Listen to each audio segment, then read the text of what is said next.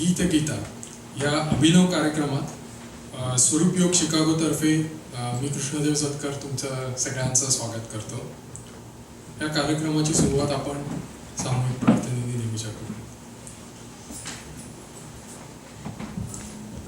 श्री गणेशाय नमः. ओम नमो जी आद्या वेद प्रतिपाद्या जय जय स्वसंवेद्या आत्मरूपा. ओम नमो जी गणनायका सर्वसिद्धि फलदायका अज्ञान भ्रांति छेदका बोधरूपा. वक्रतुंड महाकाय सूर्यकोटि समप्रभ निर्विघ्नं कुरु मे देव सर्वकार्येषु सर्वदा.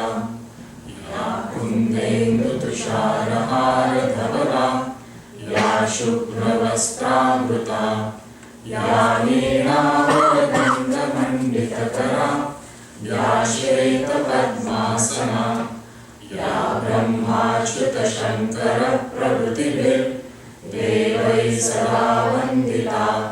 सा मां पातु सरस्वती भगवती निःशेषजाड्यापहा. सर्वमङ्गलमाङ्गल्ये शिवे सर्वार्थसाधिके शरण्ये त्र्यम्बके गौरी नारायणी नमोस्तुते. अखण्डमण्डलाकारं व्याप्तं येन चराचरं तत्पदं दर्शितं येन तस्मै श्रीगुरवे नमः.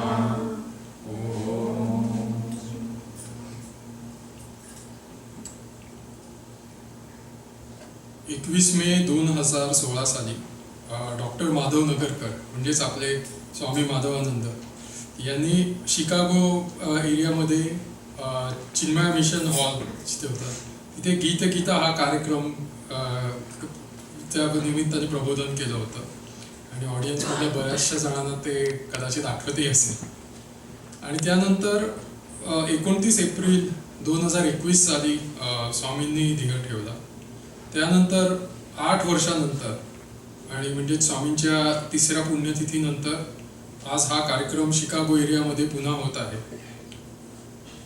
तर स्वामींची आठवण आणि स्वामींना श्रद्धांजली वाहून कार्यक्रम सुरू करण्या अगोदर 1 मिनिट शांतता पाळूया.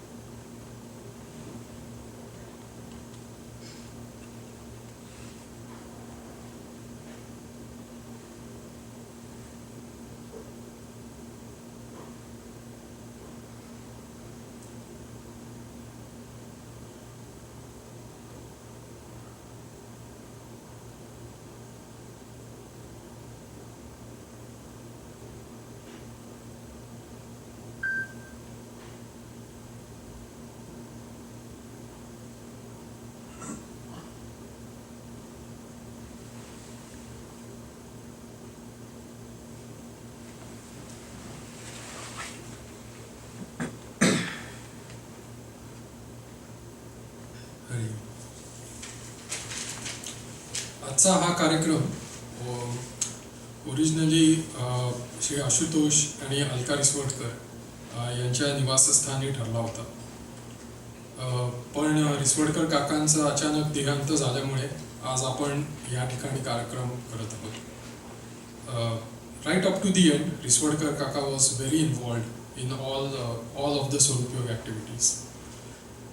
स्वामीजी शिकागोला येणार म्हटलं की अलका मावशी आणि रिसवडकर काका हे अगदी म्हणजे इनिशियल प्लॅनिंग एक्झिक्युशन सगळ्या स्टेजेसमध्ये नेहमी अतिशय म्हणजे सर्व प्रकारे ते असोसिएटेड असायचे.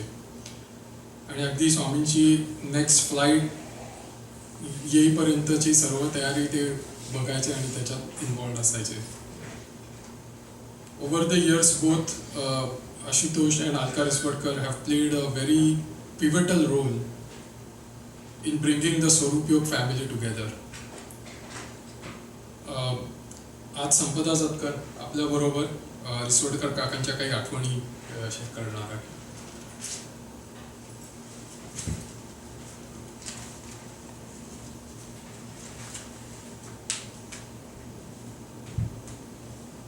हरिओम.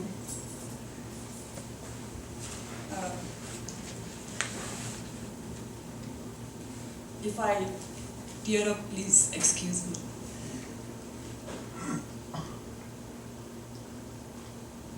आत्ता रिसवाडकर काका येतील असं वाटतंय, कारण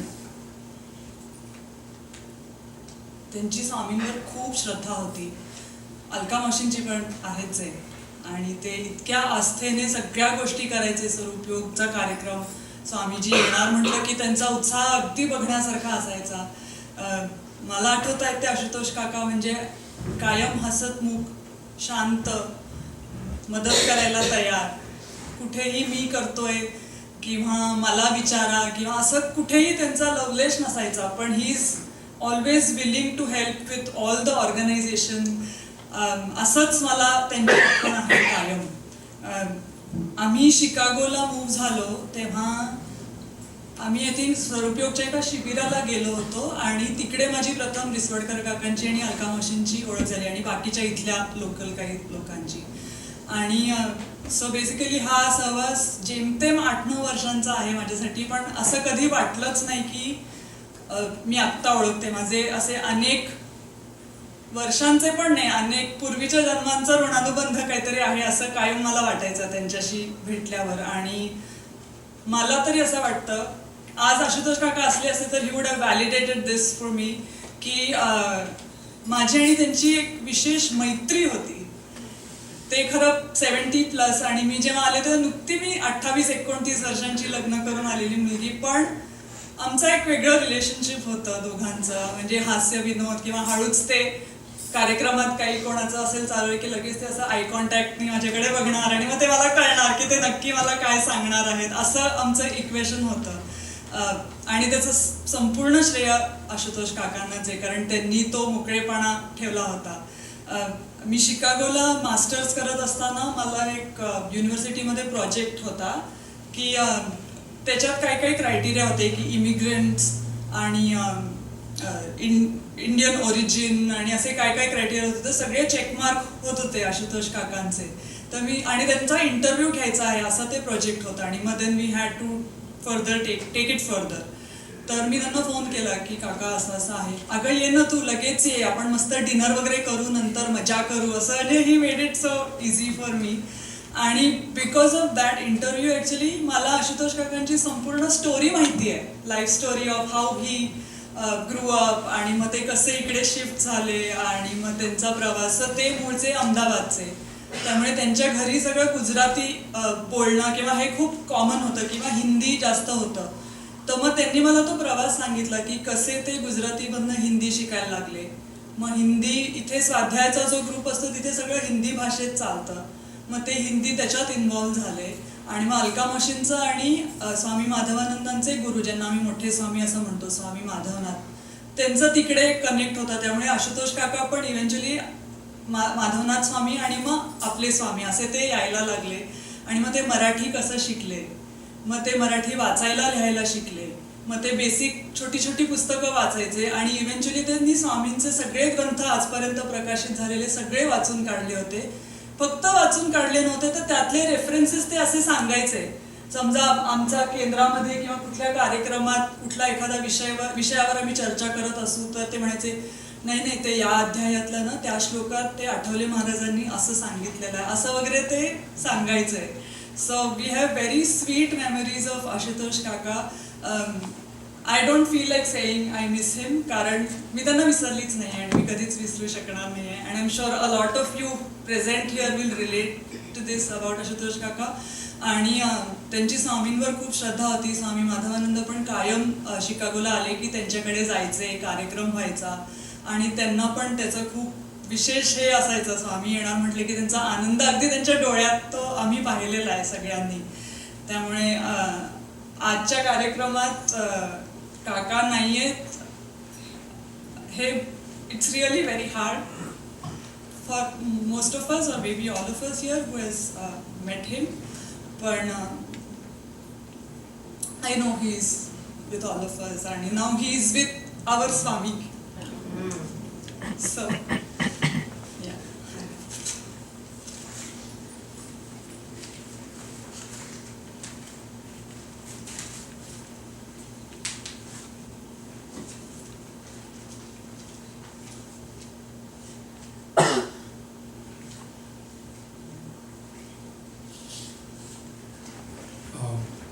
पण आता रिसोडकर काकांना श्रद्धांजली म्हणून 1 मिनिट शांतता पडू.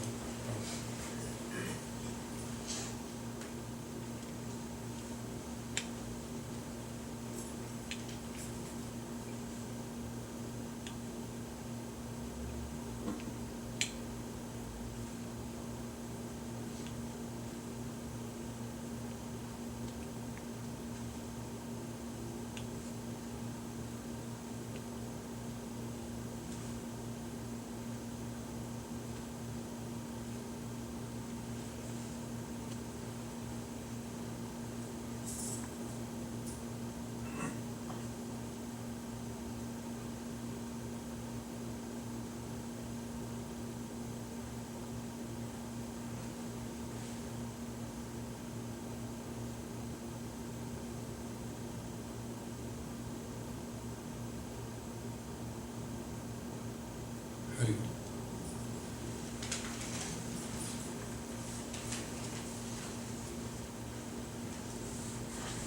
आता आजच्या कार्यक्रमाची थोडक्यात माहिती. कर्मे इशू बजावा. भगवद्गीतेतील 18 अध्यायांच्या विषयांनुसार कवी श्री नारायण दाता यांनी 52 गीते रचली आणि मग त्यांचे चिरंजीव श्री नरेंद्र दाता यांनी त्या 52 गीतांना चाली लावल्या. अशा प्रकारे भगवद्गीतेचे सार व त्याचे संगीतमय विवरण म्हणजेच गीतगीता. गीतगीता आधारित आजचा विषय कर्मे इशू बजावा. कर्माची अपरिहार्यता हा भगवद्गीतेचा सिद्धांत आहे. That actions are inevitable and unavoidable. कर्म करण्याची आपली जी नैसर्गिक प्रवृत्ती आहे त्याला भगवद्गीतेतील योगाच्या तत्वांनुसार योग्य वळण लावलं तर आपल्या दैनंदिन कर्मातून देखील मनुष्य स्वतःला ईश्वर प्राप्तीसाठी अनुकूल करू शकतो.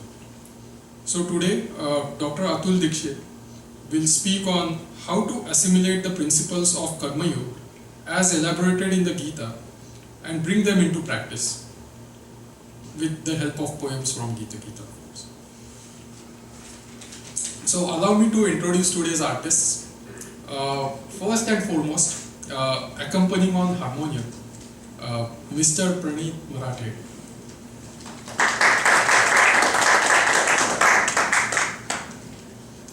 Pranit has been studying the harmonium under the guidance of his father and guru, Pandit Pramod Marathe, since early childhood. Recognized for his talent, he was awarded a scholarship from the Ministry of Culture for his proficiency in playing the harmonium. In 2023, Pranit founded the Gandharva Mahavidyalaya North America, a non-profit based in Chicago area, to promote Indian classical music through concerts and music education. This is the first official Gandharva Mahavidyalaya formed outside of India. Pranit now actively teaches harmonium in person as well as online. And I'm kind of proud to say that I am one of his students.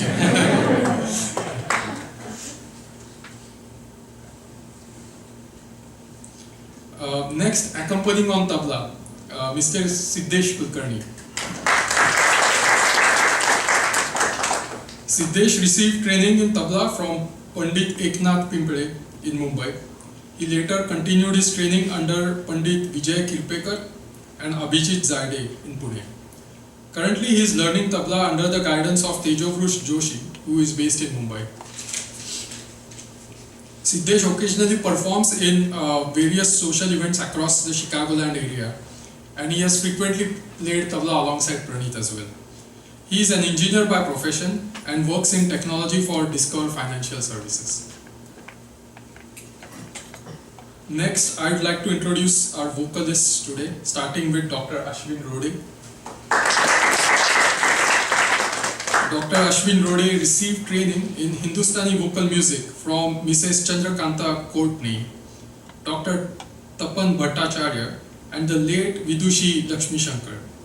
He has performed in venues in the US and India and has been part of Abhanga Bhavtaranga programs conducted by Swami Madhavananda and Dr. Atul Dikshit. He is a research director in economics at the University of Chicago. Our next vocalist and my wife, Sampada Mudgalkar. She has received training to play sitar and violin in Hindustani classical music genre. She is generally associated with, she was originally associated with Swarup Yog's Hyderabad Kendra. She has performed in formal and informal concerts, and she also has been part of Abhanga Bhavtaranga programs conducted by Swamiji. Professionally, she works as a public health strategist at Kenosha County Department of Health.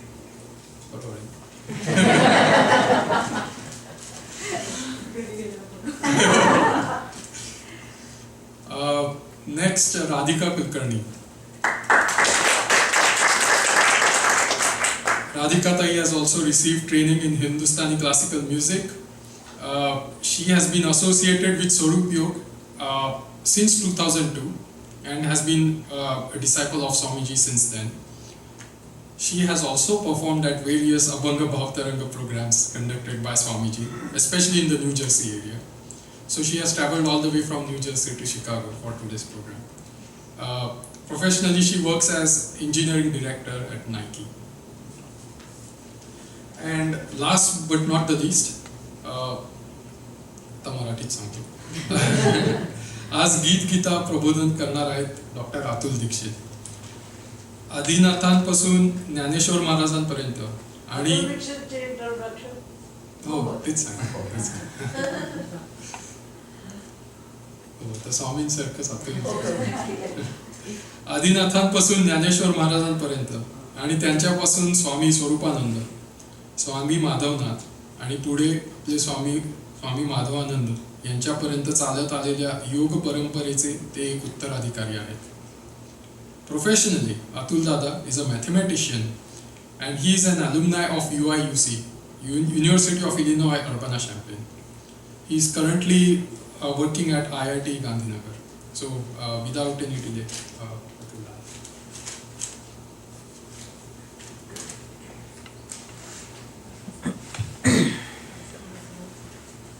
Hari ओम. अखंडमंडलाकारं व्याप्तं येन चराचरं तत्पदं दर्शितं येन तस्मै श्री गुरवे नमः. ओम. नातरी सगळ्या धर्मांचे माहेर, सज्जनांचे जिव्हार, लावण्य रत्न भांडार शारदेचे. ज्ञानेश्वर महाराज ज्ञानेश्वरीच्या पहिल्या अध्यायामध्येच महाभारतासंबंधी असं म्हणत आहेत की सर्व धर्म जिथे माहेरपणाला येतात ते महाभारत, सज्जनांच्या जिव्हाळ्याचं ठिकाण ते महाभारत. आता भारत या शब्दाची जर का आपण फोड केली तर भा म्हणजे प्रकाश आणि खरं त्याचा अर्थ ज्ञान असा, आणि त्यामध्ये जे रथ आहेत, ज्ञानामध्ये जे रथ आहेत ते भारतीय. आता ज्ञानाची अधिष्ठात्री देवता कोण? शारदा. तिचं हे लावण्य रत्न भांडार आहे असं ज्ञानेश्वर महाराज सुरुवातीलाच सांगत आहेत. पुढे महाभारत कथेसंबंधी त्यांनी अभिनव उद्यान विवेक तरुणचे, प्रमेय महानिधी, नवरस सुधाब्दी किंवा प्रकट परमधाम किंवा सर्व विद्यांचे मूळपीठ अशा कितीतरी विशेषणांनी आपल्याला सुरुवातीचा भाग पाहायला मिळतो ज्ञानेश्वरी मधला. आता प्रमेय महानिधी म्हटलं तर त्या प्रमेय महानिधी म्हणजे प्रमेयांचा, सगळ्या तत्वांचा सागरच आहे जणू काही. सर्व विद्यांचे मूळपीठ. आता सगळ्या विद्यांचं जर का मूळपीठ असेल तर त्या मूळपीठामध्ये ज्ञानदानासाठी म्हणून कोणाला यावं लागेल? भगवंतांना स्वतःशी यावं लागेल. तसं भगवंतच, भगवान श्रीकृष्ण हे महाभारतामध्ये जो सर्वात महत्वाचा भाग आहे, ज्यामध्ये प्रमेय महानिधीमधून अप्रमेयाकडे म्हणजे आत्मकल्याणाचा मार्ग सांगत आहेत तो भाग म्हणजे गीता. आणि त्या गीतेचं प्रयोजन काय आहे ते आज आपण बघणार आहोत. त्या गीतेसंबंधी तर ज्ञानेश्वर महाराज ज्यावेळेला बोलतात त्यावेळेला आपल्याला असं पाहत सगळ्या ओव्या नुसत्या ऐकत राहाव्याशा वाटतात. ते म्हणतात, ना तरी शब्द ब्रह्माब्धी मथिले या व्यास बुद्धी निवडिले निरवधी नवनीत हे. म्हणजे काय? शब्द ब्रह्माब्धी म्हणजे वेद. या वेदांचं मंथन जर का करायचं असेल तर त्याला तेवढीच एफिशियंट रवी हवी बुद्धीची. कोणाच्या बुद्धीची? व्यासांच्या बुद्धीची रवी. त्याने तो वेदसागर जो आहे तो घुसळला आणि त्याच्यानंतर त्यामधून जे नवनीत लोणी आलं ती म्हणजे गीता. पुढे असं म्हणतात की मग ज्ञानाग्नी संपर्के कडसिले विवेके पद आले परिपाके आमोदासी. म्हणजे ज्ञानाग्नीच्या संपर्कामध्ये विवेकाचा म्हणजे विवेकाने ते कढवल्यानंतर त्याला जो वास आला म्हणजे ते तूप झालं त्या नवनीताचं. हे भगवानांनी आपल्याला तूप ह्या फॉर्मॅटमध्ये दिल्यानंतर काय बरं होतं, वर्षानुवर्ष ते तसंच राहतं. आपण वर्षानुवर्ष ते वापरू शकतो, त्याचं ते सेवन करू शकतो तूप जसं. त्याचप्रमाणे ही भगवद्गीता जी आहे ती वर्षानुवर्ष मार्गदीपिका होऊन राहिलेली आहे. आणि आत्मकल्याणाचा मार्ग भगवंताप्रत जायचं कसं याचा शास्त्रशुद्ध मार्ग हा गीतेमधून आपल्याला सर्वांना वर्षानुवर्ष पाहायला मिळत आहे. तर हे गीतेचं महत्व. आता सर्वोपनिषदो गावो दुग्धा गोपाल नंदनः पार्थो वत्स सुधी भोक्ता दुग्धम गीतामृतम महत् असं म्हटलेलं आहे. म्हणजे सगळी उपनिषद ह्या गायी आणि त्यांचं दोहन करणारा हा श्रीकृष्ण. आणि मग पार्थो वत्स सुधी भोक्ता म्हणजे काय, तर पार्थ म्हणजे अर्जुन हा एक वासरू आहे आणि तो ह्या दुधाचं सेवन करतो. कुठलं दूध? गीतारूपी दूध. म्हणजे सर्वोपनिषदो गाव ह्या उपनिषद रूपी गायींचं दोहन करणारा श्रीकृष्ण आणि त्यातून जे गीतारूपी दूध येतंय त्याचं सेवन करणारा अर्जुन. आणि अर्जुनाप्रमाणेच इतर शुद्ध बुद्धी असलेले हे सुद्धा त्याचं सेवन करतात. पार्थोवत्स सुधी भोक्ता हा दुग्धम गीतामृतम महत् असं म्हटलेलं आहे. तर त्यामुळे एक गोकुळातली कथा आठवली की एक दिवशी बालकृष्ण असं डिक्लेअर करतात गोकुळामध्ये की उद्या मी गाईचं दूध काढणार. आता गोकुळामध्ये कुठलाही प्रोग्राम असला की तिथे सगळं गोकुळ जमायचं. नंद असं सांगतो दुसऱ्या दिवशी सकाळी त्याला की अरे मी तुला शिकवतो कसं काढायचं दूध म्हणून. तर तो म्हणतो मला शिकू नका, मला माहिती. आणि नुसतं गायीच्या आचळाला स्पर्श केल्यानंतर बोटाने अनंत धारांनी ती गाय दूध द्यायला लागते. आणि एकच एक तारांबळ सगळ्यांची उडते की अरे मडकी कुठे आहे, मडकी कुठे आहे. अरे तर कृष्णाला विचारलं मडकी कुठे. तर तो म्हणतो की मडकी बरोबर तिथे ठेवायचं हे काम तुमचं आहे. गीता जेव्हा सांगितली जाते तेव्हा आपली डोक्याची जी मडकी आहे ती बरोबर आपण जागी ठेवायची ह्यासाठी म्हणून भगवान आपल्याला सांगत आहेत की बरोबर त्याचं सेवन गीतारूपी दुधाचं सेवन करायचं आहे. तर त्याला मडकं आपलं जे आहे ते नीट तिथे जागी असलं पाहिजे असं भगवानांना सुचवायचं आहे. पुढे गीतेमधून काय बरं सांगितलं आहे. लोकमान्य टिळक असं म्हणायचे की गीतेमध्ये भगवानांना कर्मयोग सांगायचा आहे. आणि स्वामी विवेकानंदांनी देखील हे सांगितलं होतं की मला तुमचं हे म्हणणं पटलं जेव्हा ते लोकमान्य टिळकांना भेटलेले तेव्हा, की भगवान श्रीकृष्णांना गीतेमधून कर्मयोग सांगायचा आहे असं. तर त्याची जी जिस्ट आहे ते आज आपण बघणार आहोत. पण तत्पूर्वी एक आपण गीत राधिका कुलकर्णी यांच्याकडून ऐकूया.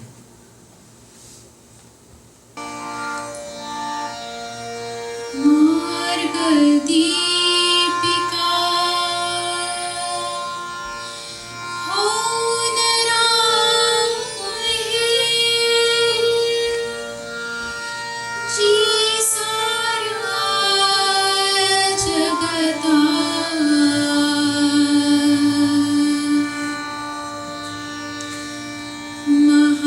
महाभारती श्रीकृष्णाने सांगितली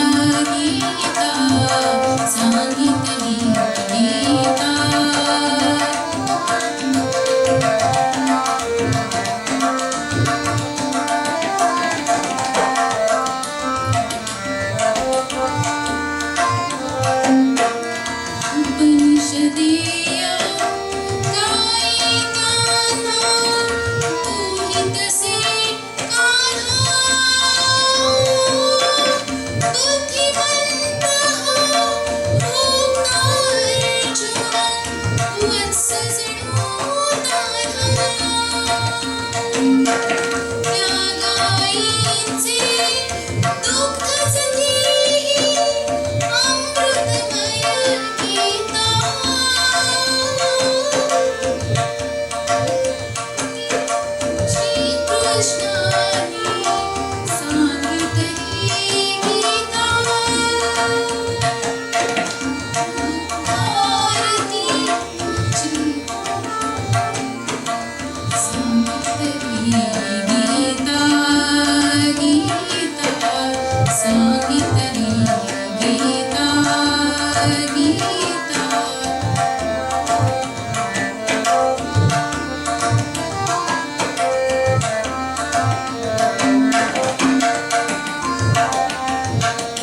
अकर्म कुठले कर्मही कुठले कळेन ह्या कसे सुटावे हे कोणी मग अशिक्षिता स्वयेच कथितो उत्तर याचे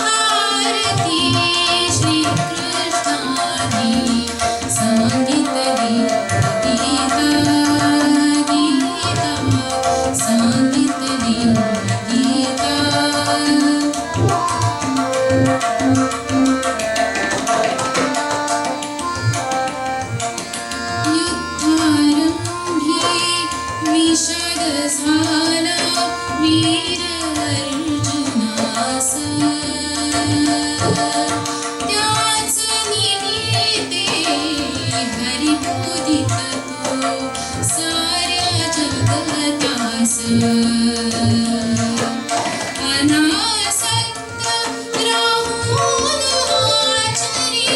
आचरी अनासक्त राहून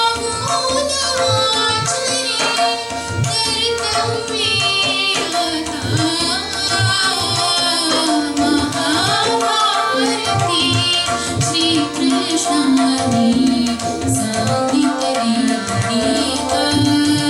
गीता सांगितली गीता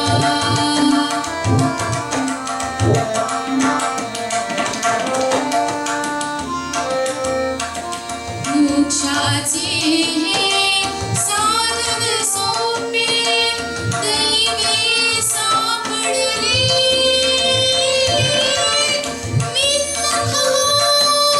नको मानवा दिन थोडे उरले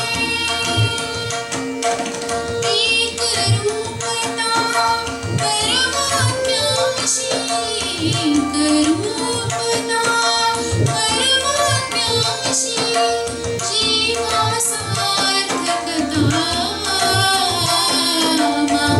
महाभारती श्रीकृष्णाने सांगितली गीता गीता सांगितली गीता गीता सांगितली गीता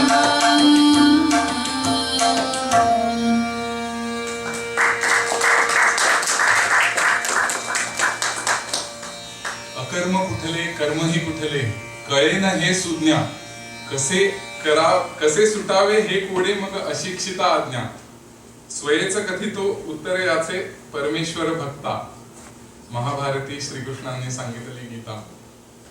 पुढे असं सांगितले जो मेसेज आहे युद्धारंभी विषाद झाला वीर अर्जुनास त्याच निमित्ते हरी बोधितो साऱ्या जगतास. आणि काय बरं सांगितलंय अनासक्त राहुनी आचरी कर्तव्य आता महाभारती श्रीकृष्णांनी सांगितली गीता. शेवटी असं म्हटलेलं आहे मोक्षाचे हे साधन सोपे दैवे सापडले. हा सगळा जो प्रवास आहे तो बघण्यापूर्वी आपल्याला युद्धाची थोडी पार्श्वभूमी बघायला हवी. शिष्टाई करण्याचा भरपूर प्रयत्न झाला होता.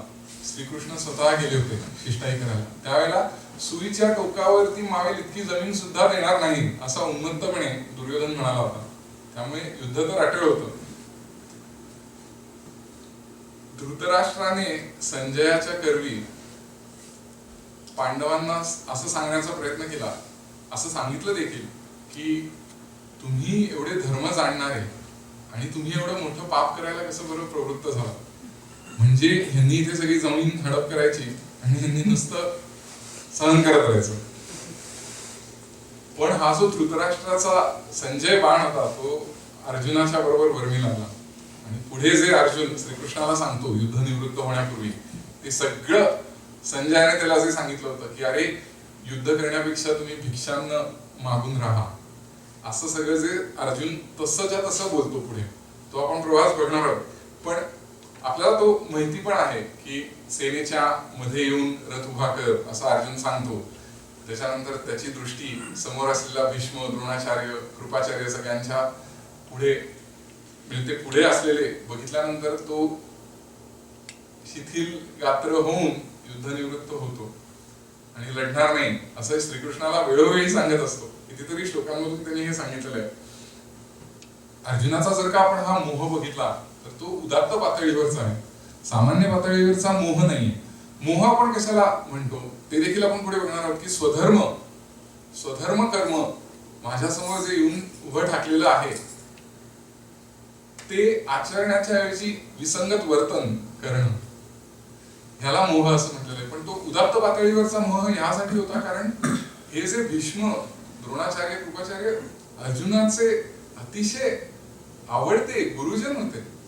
सगळं द्रोणाचार्यांकडून तर धनुर्विद्या शिकलेला होता आणि अशा लोकांना मारायचं कसं, अर्जुन असं म्हणतो की कथम भीष्मम संख्ये द्रोणंच मधुसूदन इशुभिः प्रतियोत्स्यामि पूजार्हावरी सुदन. म्हणजे अरे हे इतके वंदनीय आहेत, पूजा करण्यायोग्य आहेत भीष्म, द्रोणाचार्य हे सर्व, त्यांना वाघबाण देखील चालू नये आणि तू प्रत्यक्ष बाण मारायला सांगतो भीष्माला, असं अर्जुन याच्यामध्ये. इशुभिः म्हणजे बाण, तर ते कसं बरं मारायचं आणि मारून करणार काय, यांना जिंकून आम्ही रक्ताने माखलेले हे भोगच भोगायचे ना, मला ते नको, त्यापेक्षा मी भिक्षा मागून राहीन, आम्ही भिक्षा मागून राहू, हे संजयाने जे सांगितलं होतं. संजयाला देखील त्यावेळेला हे माहिती नव्हतं की हा धृतराष्ट्राचा राजकीय डाव आहे. त्याला असं वाटलेलं होतं की हा म्हणजे धृतराष्ट्र सरळ मनाने सांगतोय, धृतराष्ट्र सरळ मनाने कोण सांगणार. तर त्यामुळे हे संजयाला नंतर कळल्यानंतर खूप वाईट वाटलं होतं, त्याचा असा वापर केला गेला. पण व्हॉट एव्हर, जे संजयाने त्याला सांगितलं तो अर्जुन इथे श्रीकृष्णांना सांगत आहे. अर्जुन हा अतिशय सरळ मनाचा आहे, म्हणजे अतिशय श्रेष्ठ विद्या शिकलेला जरी धनुर्धर असला तरी सुद्धा अतिशय सरळ मनाचा, आर्जवी असा तो आहे. त्यामुळे त्याला हे कळतच नाही की जी वस्तुतः त्याची आई कुंती, हस्तिनापूरची महाराणी, तिचं राज्य यांनी बळकावलं, हाल अपेष्टा तिला इतक्या सहन कराव्या लागल्या, त्यानंतर द्रौपदीचं वस्त्रहरण झालं, तेव्हा कुठे होते भीष्म, द्रोण, हे कुठे होते त्यावेळेला. त्यानंतर पुढे इथे जे म्हटलंय उन्मत्तपणे की सुईच्या टोकावरती मावेल इतकी सुद्धा जमीन तुम्हाला देणार नाही असं म्हणणं, अशा नंतर सुद्धा हा असं म्हणतोय की नाही मी लढणार नाही, हे माझे गुरुजन आहेत असं म्हटल्यानंतर श्रीकृष्णांना किती सात्विक संताप आला असेल याची आपण कल्पना करू शकतो. म्हणजे कौटुंबिक, सामाजिक आणि धार्मिक तिन्ही जी कर्तव्य त्याची आहेत ती टाळायचा तो प्रयत्न करत होता खरं सांगायचं तर. पण हे त्याला मोह झालेला असल्यामुळे ते त्याला कळतच नव्हतं. त्याला सांगणारा तसा होता तिथे, हे महत्वाचं आहे. आणि श्रीकृष्णांनी अर्जुनाचं कुठलंही हे बोलणं ऐकून घेतलंय किंवा त्याची भलावण केली असे नाही, त्याची चांगली खरडपट्टी काढलेली आहे. आणि खरडपट्टी काढताना त्यांनी असं म्हटलेलं आहे की कुतस्त्वा कश्मलमिदम विषमे समुपस्थितम अनार्य जुष्टम अस्वर्ग्यम अकीर्तिकरम अर्जुन. म्हणजे अरे ह्या आणीबाणीच्या वेळेला, म्हणजे आता जी युद्ध परिस्थिती, युद्ध अटळ आहे हे तुला माहिती नव्हतं का, शिष्टाई करण्याचा प्रयत्न झाला, आता ज्या वेळेला युद्ध उभं राहिलेलं आहे, ऐन आता लढाई सुरू होणार त्यावेळेला तू शस्त्र टाकतोयस, हा तुला दर्भद्री मोह या आणीबाणीच्या वेळेला कुठून बरं प्राप्त झाला. आणि असं म्हटलेलं की अनार्य म्हणजे श्रेष्ठ व्यक्तींना न शोभणारं असं हे आहे. अस्वर्ग्यम म्हणजे उच्च अवस्थेला जाण्यासाठी प्रतिबंधक करणार असं हे आहे. आणि अकीर्तिकरम अर्जुन, अरे तुझी जी कीर्ती आहे, ज्ञानेश्वर महाराजांनी त्या सुंदररित्या हे सांगितलंय की अर्जुनाने किती काय काय पराक्रम केलेले. तुवा संग्रामी हरू जिंकला, म्हणजे शंकराला जिंकलं. पाशुपतास्त्र ज्यावेळेला मिळवायचं होतं त्यावेळेला शंकराशी युद्ध करून त्याला हरवलं. शंकर प्रसन्न झाले अर्जुनावरती. तुवा संग्रामू हरू जिंकला, निवात कवचांचा ठावो पेडिला, म्हणजे निवात आणि कवच राक्षसांना तू मारलंस.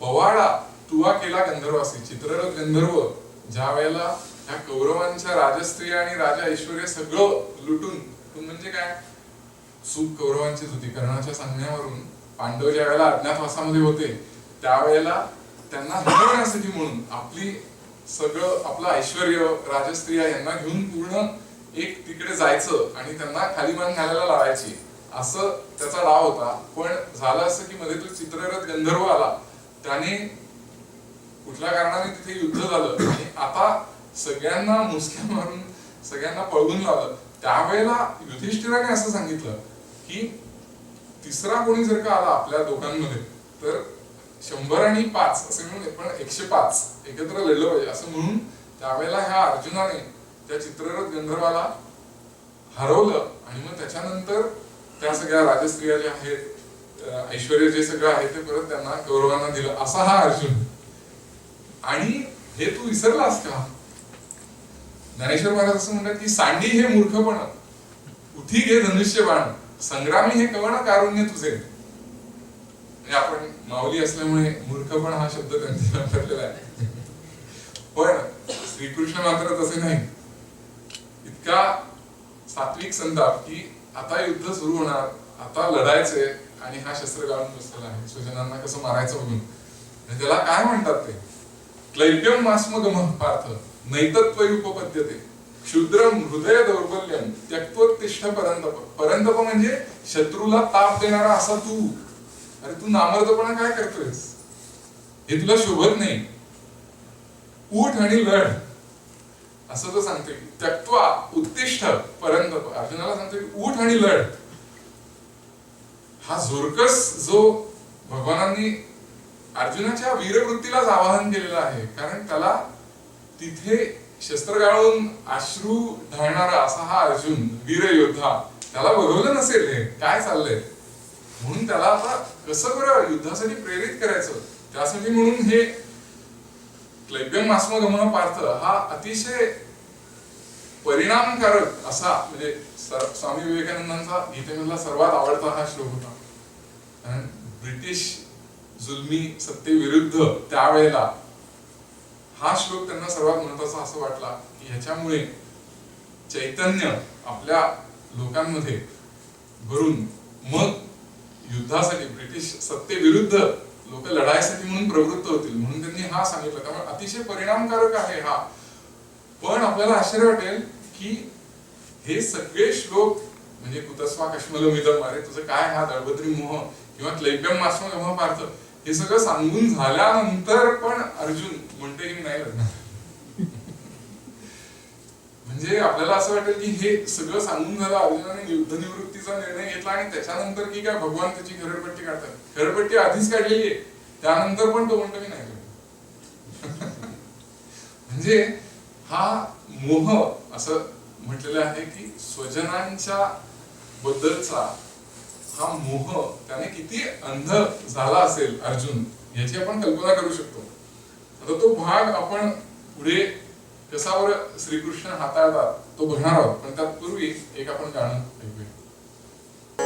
उठ अर्जुना टाकून दे दुबळे पण हे हृदयाचे, धीर खरा तुला शोभले रडगाणे का षंडाचे. उठ अर्जुना उठ अर्जुना उठ अर्जुना, उठ अर्जुना टाकून दे दुबळे पण हे हृदयाचे, धीर खरा तुला शोभले रडगाणे का षंडाचे. उठ अर्जुना उठ अर्जुना उठ अर्जुना.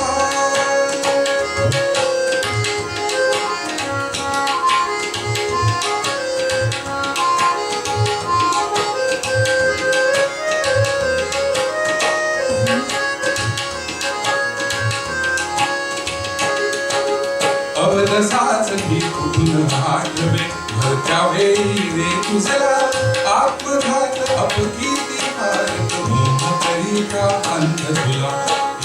तरी का अंध तुला विचार सरणी संस्कृताने दोहारे भिक्षेचे उठ अर्जुना उठ अर्जुना उठ अर्जुना उठ अर्जुना टाकून दे तुझे पण हे हृदयाचे वीर खरा तुला शोभते रडगाणे का षंडाचे उठ अर्जुना उठ अर्जुना उठ अर्जुना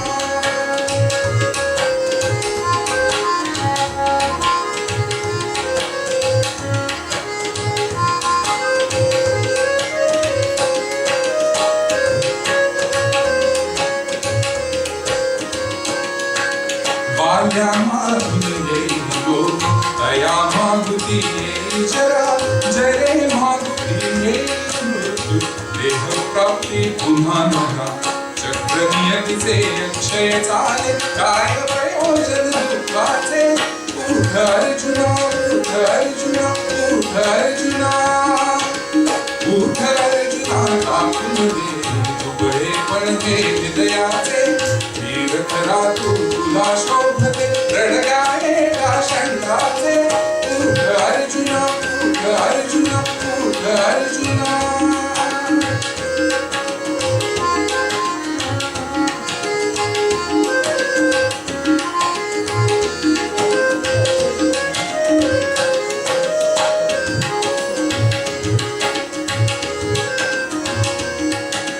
नाश होत से देहाचा तरी आत्मा तो विनाशी असे वस्तूचा कधी रूप बदलते नाश कधीही होत नसे अस्तित्वाला विनाश नाही हेच गूढ या विश्वाचे उठ अर्जुना उठ अर्जुना उठ अर्जुना उठ अर्जुना टाकून दे तुकडे पण हे हृदयाचे वीर खरा तुला शोभते रडगाणे का षंडाचे उठ अर्जुना उठ अर्जुना उठ अर्जुना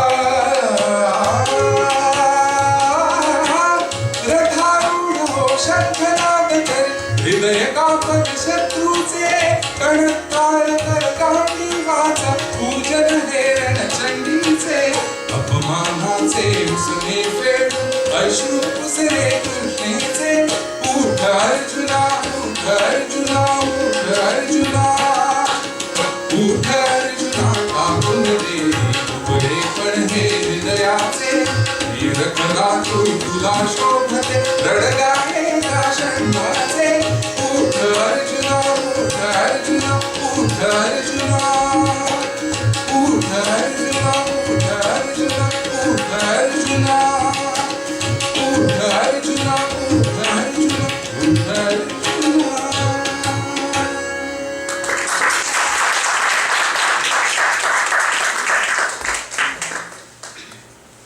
जर का एखादा स्वजनांना मारायचं कसं म्हणून युद्ध निवृत्त झालेला आहे लढायचं नाही असं म्हणतोय आणि मग त्याचा सखा त्याला असं प्रेरित करतो की नाही तुला लढावं लागेल आणि मग तो लढायला तयार झाला एवढाच काय जर का मेसेज असता गीतेतून तर एखादा फील गुड मूव्ही म्हणायची तसं गीतेला महत्व आलेलं असतं पण गीतेला अनन्यसाधारण महत्व आहे ते कसं हे आपण बघणार आहोत अर्जुन ज्या वेळेला युद्ध लढणारच नाही असं कित्येक वेळेला कृष्णाला बोलून दाखवल्यानंतर कृष्ण असं म्हणजे ज्ञानेश्वर महाराजांनी असं म्हटलेलं आहे की मोहरूपी काळ सर्पाने इतका अर्जुनाच्या हृदयकमळी दंश केलेला आहे आणि ते विष सगळीकडे पसरत चाललेलं आहे पण तसं म्हणतात की हे जाणून ऐसी प्रौढी जो दृष्टी सवयीची विष फेडी ते दृष्टीतूनच विष फेडणारा असा कोण बरं तो धावया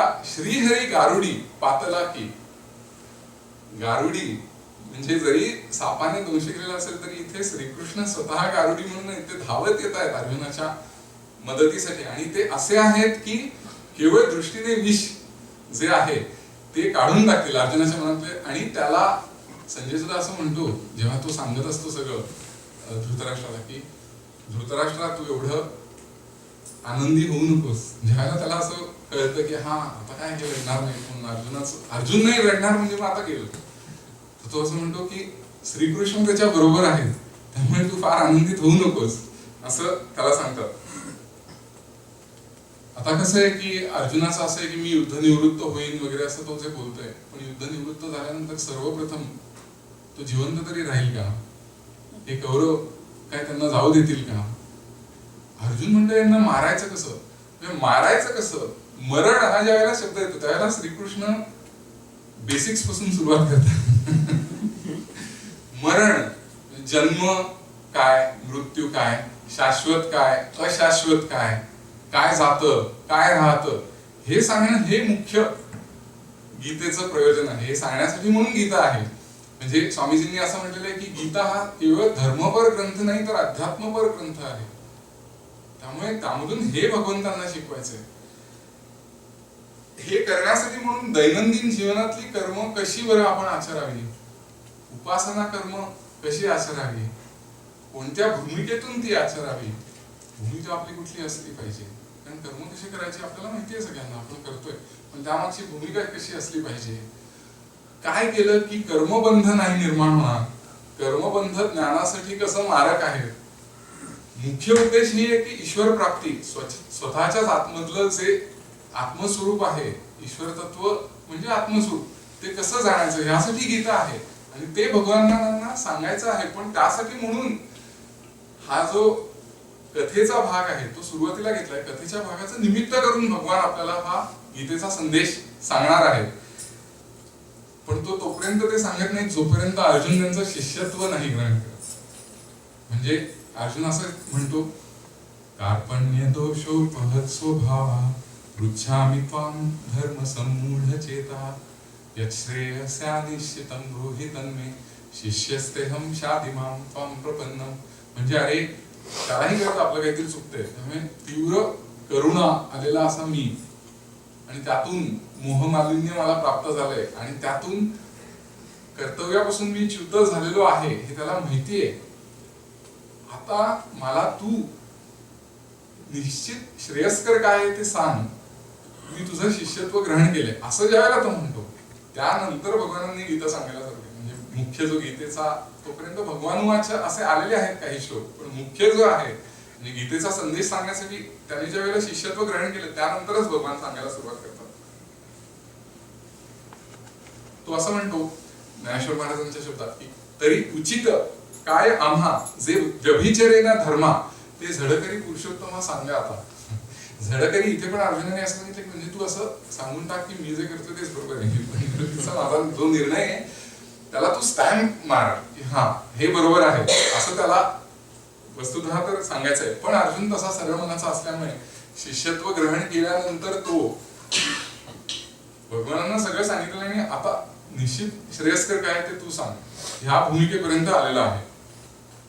त्यावर जो श्री भगवानुवाच म्हणून पहिला श्लोक जो आहे तो आहे अशोच्यान्न शोचस्त्वं प्रज्ञावादांश्च भाषसे गतासून गतासूंश्च नानु शोचन्ति पंडितः. म्हणजे अरे तू ज्या गोष्टींचा शोक करायचा नाही त्या गोष्टींचा शोक करतोय. शोक म्हणजे वाढीव दुःख, दुःख होणारच.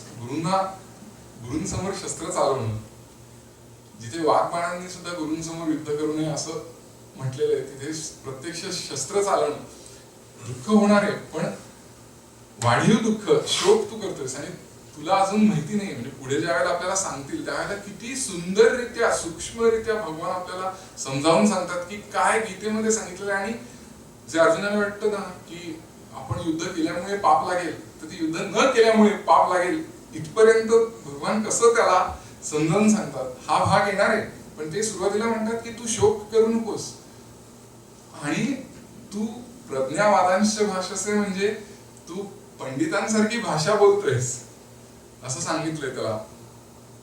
गतासून गतासूंश म्हणजे जे गेलेले आहेत किंवा आता जे जाणार आहेत त्याबद्दल पंडित म्हणजे ज्ञानी लोक शोक करत नाहीत असं म्हटलेलं आहे. तरी सांग पा अर्जुना तुझ पासून ही स्थिती या त्रिभुवना, हे अनादि विश्वरचना ते लटके काय. अरे हे सगळी विश्वरचना काय तुझ्यामुळे आहे की काय, आणि बाकी सगळं खोटं की काय. जर का तू मानलं नाहीस तर हे खोटं आहे की काय. कोणतरी एक जगनियंता आहे ना जो हे सगळं चालवतोय, का तुझ्यावरती सगळं डिपेंडेंट आहे. म्हणजे अर्जुन म्हणतो ना की मी त्यांना मारलं तर वगैरे, तू मारणारा असा कुठला आलायस. हा सगळा सूक्ष्म भाग आहे. म्हणजे जर का वरवर आपण गीतेचं अध्ययन केलं तर आपल्याला असं वाटेल की अरे असं कसं सांगितलंय भगवानांनी. पण डिटेलमध्ये ज्यावेळेला आपल्याला वाचायला वेळ मिळेल त्यावेळेला आपल्याला असं कळून चुकेल की नाही, हे भगवानांनी जे आपल्याला नीटपणे सांगितलेलं आहे ते बरोबरच आहे. आणि त्या दृष्टीने अर्जुन जे लढणार आहे पुढे ते भगवान त्याला असं म्हणतात की तुझा मोह गेला का, असं शेवटी 18व्या अध्यायामध्ये सांगितलं आहे. म्हणजे आता सुरुवातीला नाही सांगितलंय हे तुझा मोह गेला का म्हणून, कारण त्यांना माहितीये की अजून त्याची तयारी तेवढी नाही झाली. ज्ञान सांगायला तर सुरुवात अजून केलेलीच नाही भगवानांनी, पण हळूहळू तिथे मार्गक्रमण होते. तसं पुढे अर्जुनाला समजावतात. फार सुंदर भाग आहे. सगळा काही आपण आज बघू नाही शकत, पण कर्मयोगातला तेवढा भाग आज आपण बघणार आहोत. पण अचानक ज्ञानाचा उपदेश का असं आपल्याला वाटेल तर पहिलं म्हणजे शिष्यत्व ग्रहण केले म्हणून, दुसरं म्हणजे मुळापासून त्याचं मोह निवारण झालं पाहिजे ना. नाहीतर परत तो म्हणायचा एवढं समजावून सुद्धा शेवटी अर्जुन हाफ हार्टेडली लढतो असं दोनदा महाभारत कथेमध्ये झालेलं आहे. त्यावेळेला श्रीकृष्ण त्यांची प्रतिज्ञा मोडून शस्त्र घेऊन लढायला येतात, हे पण आपण बघितलेलं आहे. त्यामुळे हाफ हार्टेडली तो जो लढतो आहे त्या विरुद्ध त्याचा मोह काही पूर्ण जाणार नाही जोपर्यंत सगळं समजावून सांगतील भगवान, हे त्यांना माहिती. त्यामुळे सुरुवातीला ते असं म्हणत नाही तुझा मोह गेला का, 18व्या अध्यायामध्ये सांगितलेलं आहे. पण ज्ञानी व्यक्ती शोक का बरं करत नाही, तर जे परिवर्तनशील जग आहे त्या पलीकडचं अपरिवर्तनशील तत्व जे आहे ते त्यांनी अनुभवलेलं असतं. म्हणून त्यांना माहिती आहे की काय जातं आणि काय राहतं, त्यामुळे ते शोक करत नाही. म्हणजे हे अपरिवर्तनशील तत्व म्हणजे काय, आपल्याला काहीतरी असं गूढ आहे की काय असं वाटतं, आपल्या आतमधलंच आत्मस्वरूप.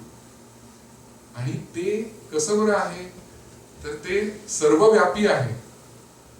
If it is something which is limited, if it has some kind of form, then it has to be limited. It cannot be everywhere.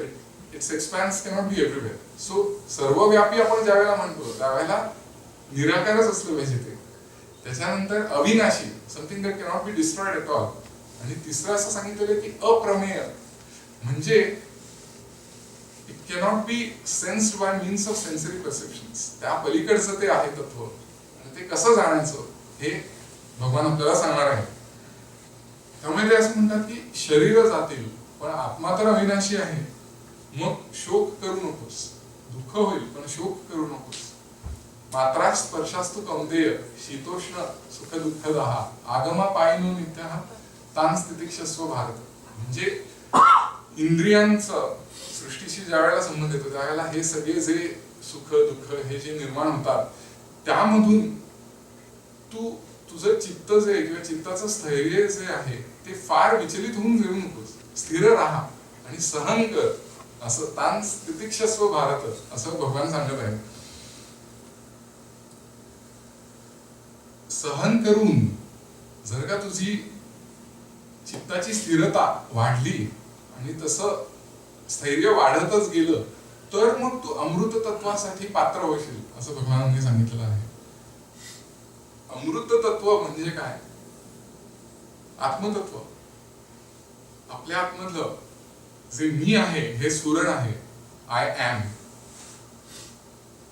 This sense of being of self is always with us right from our childhood. आपल्याला कळायला लागण्यापासून आणि त्याच्याही आधीपासून आपल्याला मी आहे हे स्फुरण सदोदित जाणवतो.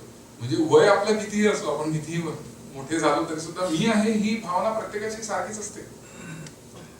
I may be good or bad, but that is a different thing. That is something which is associated with personality self. But this is essential self, like my very being. That is without any attitudes. त्यामुळे त्याची मला जाण कशाने येते? I am, मी आहे ह्याने. आता मी आहे, this feeling of I am is always contaminated with thoughts. विचारवृत्ती सारख्या येतात आणि मग त्या विचारवृत्तींनी ती झाकवली जाते. पण if it can be made uncontaminated with thoughts, then it is called शुद्ध जाणीव, प्युअर कॉन्शियसनेस. ती शुद्ध जाणीव जी आहे ती आपल्याला तत्वापर्यंत घेऊन जाईल. आपल्या आतमध्ये जे आत्मतत्व म्हणजे मी आहे, हा त्या तत्वाचा म्हणजे आत्मसूर्याचा प्रकाश असं म्हटलेलं आहे. म्हणजे जर का आपल्याला सूर्याला बघायचंय तर आपण प्रकाशाच्या अनुरोधाने जर का गेलो बघत तर आपल्याला सूर्याचं दर्शन होतं की नाही. If you want to see sun, then we go by means of the sunlight and that it takes us to the sun. तसंच जाणीवेच्या प्रकाशामधून, जाणीवेच्या अनुरोधाने आपण ज्या वेळेला आत्मसूर्यापर्यंत जायचा प्रयत्न करू त्यावेळेला काय बरोबर शुद्ध जाणीव पहिले फ्री फ्रॉम थॉट्स आपण जेव्हा करू, ती झाल्यानंतर ती तत्वामध्ये विलीन होणं ही एक मुख्य प्रक्रिया आहे आणि ती आपल्या हातात नाही. ती ज्या वेळेला तत्वामध्ये विलीन होईल त्यावेळेला आत्मस्वरूप आपलं जाणलं जाईल. हे आत्मज्ञान प्राप्ती. आणि ती होण्यासाठी सगळ्यात पहिले महत्वाची गोष्ट भगवानांनी असं सांगितलेलं आहे की चित्त स्थिर झालं पाहिजे. आणि त्यासाठी म्हणून सुख दुःख येतील जातील, लाभ हानी सगळं काही होईल, जय पराजय सगळं होईल, पण त्यातून चित्ताचं स्थैर्य फार विचलित होऊन देऊ नको. थोडंफार आपल्याला सगळ्यांना भगवानांनी मुभा दिलेलीच आहे. असं अननॅचरल कधी कुठल्याही संतांनी देखील सांगितलं नाही, भगवानांनी पण सांगितलेलं नाही. तर त्यामुळे थोडीशी मुभा आहे, पण खूप म्हणजे suppose if I fail to do something आणि मग आता मी हे करणारच नाही, मी हे प्रोफेशनल सोडून देणार किंवा आता मी परीक्षेला जाणार नाही वगैरे असं पुढच्या आपल्याला जे असं बऱ्याच वेळेला वाटलेलं आहे आपण शिकत असताना, पण आपण नाही तसं केलं, हे पण बरोबर आहे आणि हे ह्याच शिकवणीतून आलेलं आहे. पण हे अर्जुनाला सांगण्यासाठी म्हणून भगवान ह्या दुसऱ्या अध्यायामध्ये बुद्धियोग ह्या विषयातून सांगणार आहेत. हा बुद्धियोग ह्याचं इतकं सुरेख वर्णन स्वामीजींनी 2 ओळीमध्ये केलेलं आहे. असं योग म्हणजे काय? देवाला मिठी मारणं म्हणजे योग. आणि ही मिठी ही बुद्धीच्या योगाने मारली जाते म्हणून बुद्धियोग. म्हणजे ज्यावेळेला बुद्धी तत्वाला स्पर्श करते त्यावेळेला तो बुद्धियोग. असं आता या बुद्धियोगामध्ये कर्मयोग अंतर्भूतच आहे. स्वामींनी असं म्हटलंय कुठपर्यंत कर्मयोग आहे अंतर्भूत?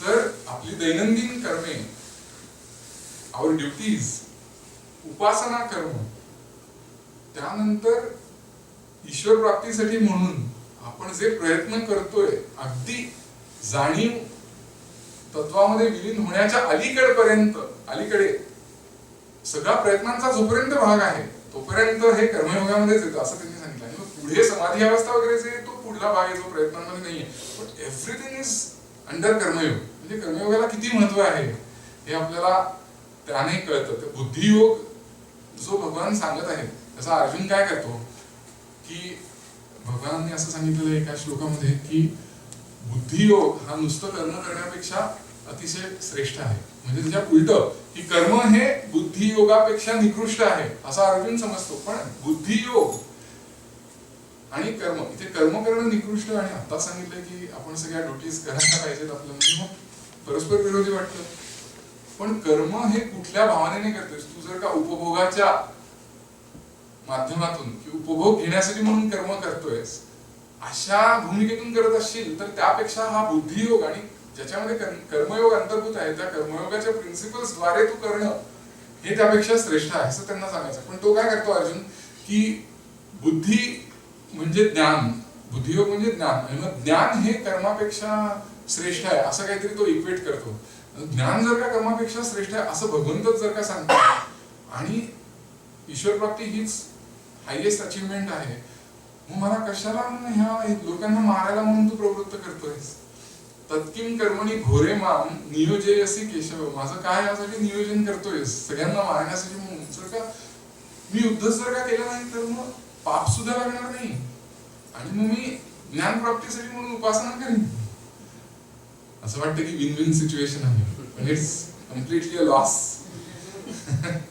कारण सर्वप्रथम म्हणजे हे युद्ध नाही केलं तर मग मी ज्ञानाची उपासना करीन ह्याच्यासाठी तो जिवंत असला पाहिजे सगळ्यात पहिले म्हणजे, तर तो काही उपासना करू शकेल. आणि हे गौरव काही त्या सगळ्यांना काही जिवंत ठेवणार नाही.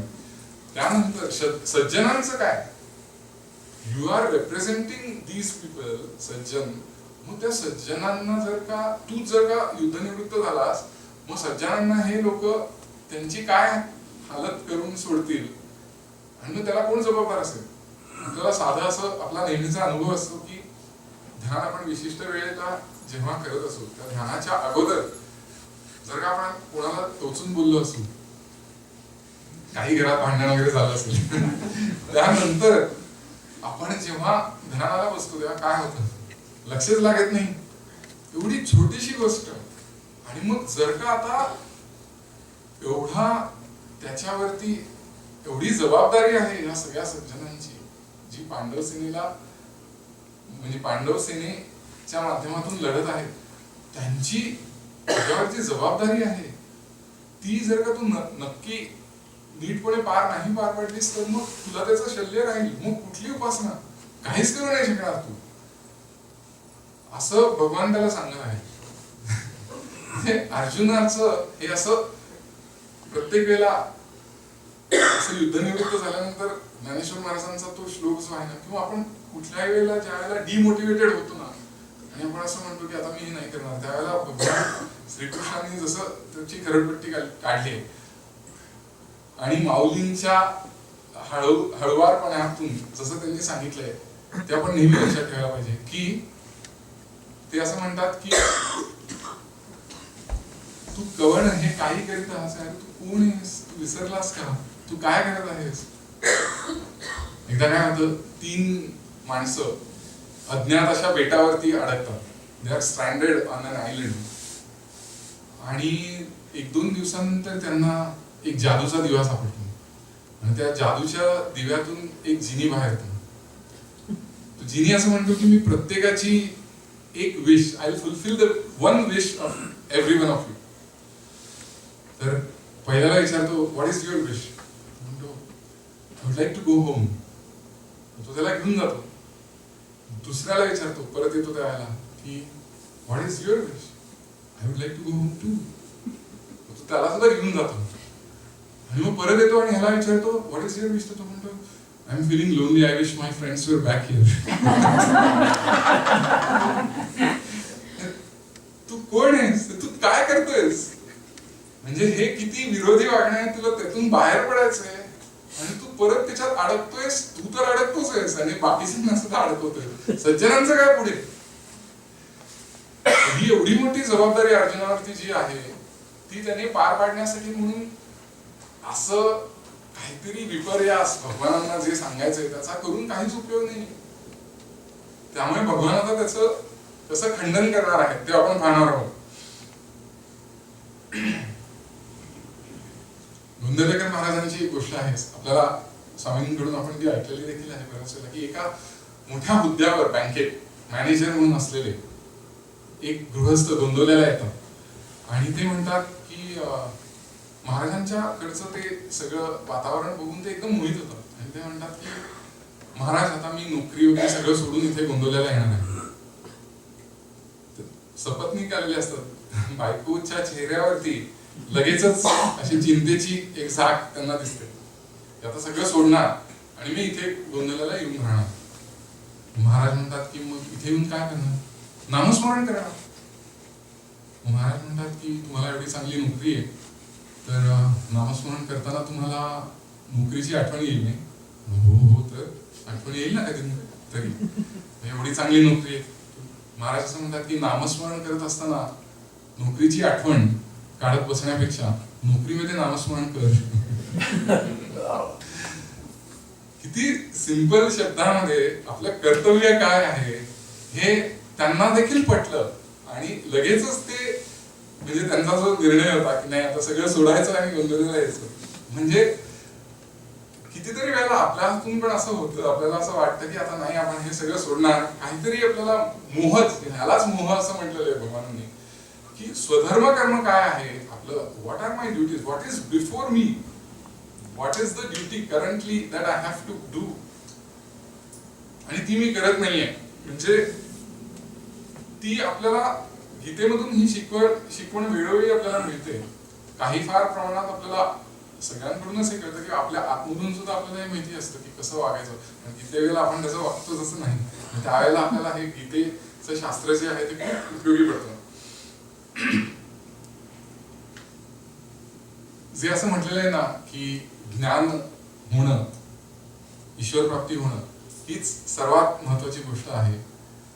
पण त्यासाठी आपण तयार आहोत का, हे अर्जुनाने स्वतःला आणि आपण सुद्धा स्वतःला विचारलं पाहिजे. म्हणजे आपल्याला कधी कधी वाटत नाही आता हेच करायचं, असं जे गोंदवलेकर महाराजांकडे आलेल्या त्या बँकेच्या मॅनेजरचं झालं तसं आपलं होतं. तर त्यासाठी म्हणून असं भगवानांनी सांगितलेलं आहे की सांख्य जे असतात लोक, म्हणजे त्यांचा ऑलरेडी तो प्रवास झालेला आहे.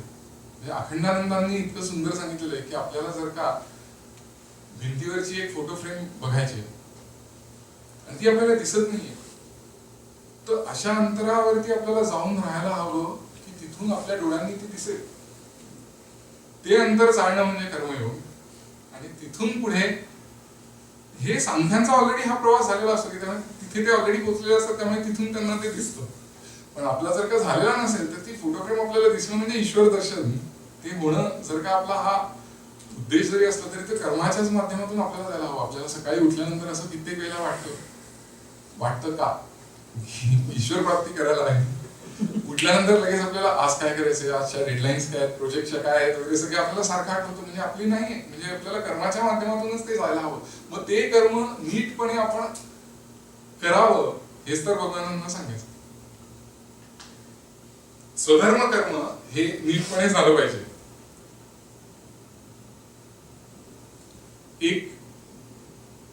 दोन गोष्टी मला आठवल्या. म्हणजे मी डोंबिवलीचा आहे आणि डोंबिवलीत एकदा मी रस्त्यावरून चाललो होतो आणि तिथे ना एक भिकारी होता. म्हणजे अतिशय म्हणजे असा बारीक असा होता तो, आणि तो कचऱ्याच्या डब्यातून काहीतरी खायला मिळतंय का म्हणून मी असं चाललो होतो आणि बाजूने होता, आणि तो म्हणून तो आतमध्ये असं मोठं होतं, म्हणजे डेप्थ देयर वाज क्वाइट अ कचरा कुंडी जी होती ती खोल होती, आणि तो असं आतमध्ये काहीतरी गेला म्हणून गेला आणि पडला. आणि मला ते मी बघतोय त्याच्या पुढच्या क्षणी समोरचं एक दुकान, तर तिथून एक माणूस ऍट लाइटनिंग स्पीड तो तिथून धावत येऊन त्याने त्याच्या आतमध्ये कचरा कुंडीमध्ये उडी मारली आणि त्याला बाहेर काढली. त्यावरून त्याच्या पुढे आत्ताच्या घडीला त्याचा स्वधर्म काय आहे हे त्यांनी दाखवून दिलं. अजून एक दुसरी गोष्ट मला सांगू इच्छितो की मी 2015ला ज्यावेळेला US वरून भारतात गेलो कायमचा, त्या 2015ला गेल्यानंतरच काही दिवसातच माझ्या पहिल्या मुलीचा जन्म झाला. आणि कितीतरी वर्षांनंतर त्याच वेळेला जुलैमध्ये गुरुपौर्णिमेचा कार्यक्रम पुण्याला होतोय आणि स्वामीजींना प्रत्यक्ष भेटता येईल म्हणून सासूरवाड रत्नागिरीवरून पुण्याला जायचं असं मी ठरवलं होतं. मुलीचा जन्म जस्ट झालेला आहे 2 दिवसापूर्वी, आणि थोडस असं माझं आणि बायकोचं बोलणं झालं त्यावेळेला तिला पण असं वाटलं की तू स्वामीजींना विचार. स्वामींना म्हणून गेला की स्वामी असं असं मला यायचंय, आता कुठे येतोस? कर्तव्य काय तुझं आता, तू आता तिथे असायला हवास, हे त्यांनी सांगितलं. ही 2 उदाहरणं अगदी दाखवून देतात की आत्ताच्या घडीला आपलं कर्तव्य काय आहे आणि आपण काय करायला हवं. What is my duty at this point of time, at this very instant, हे आपल्याला कळलं पाहिजे आणि ते भगवान आपल्याला सांगत आहेत. म्हणून जे जे उचित आणि अवसरे करूनी प्राप्त ते कर्म हेतुरहित आचरित. इथे हेतुरहित हा एक महत्वाचा भाग आहे. तर ते कर्म आपल्याला करायला भगवंत कसं सांगतायत ते संपदाच्या गाण्यातून आपण बघू.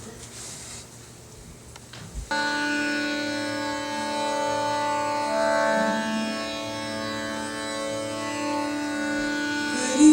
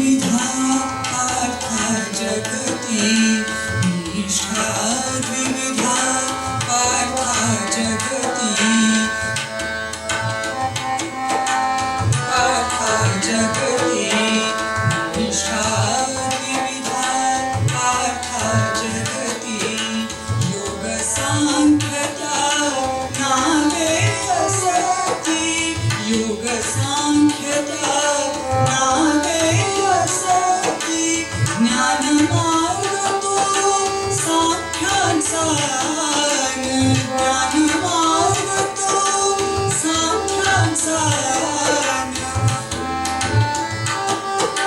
सांख्यांचा ज्ञानमार्ग तो सांख्यांचा योगी कर्म बरी तू योगी कर्म बरी तू कर्म करी रे कर्म करी तू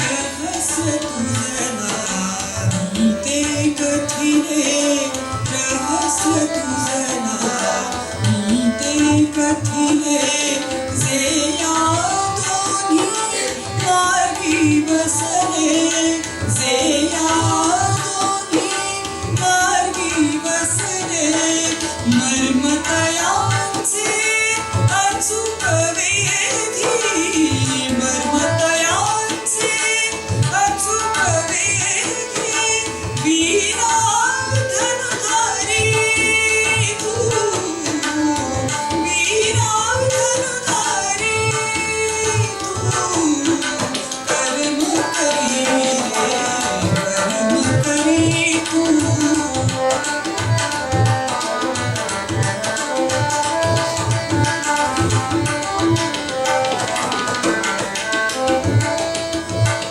स्वतः स्वतःशी झुंज घेऊनी स्वतः स्वतःशी झुंज घेऊनी इंद्रियावरी जय मिळवोनी इंद्रियावरी जय मिळवोनी कर्मी रंगता संग सोडूनी कर्मी रंगता संग सोडूनी मोक्षाधिकारी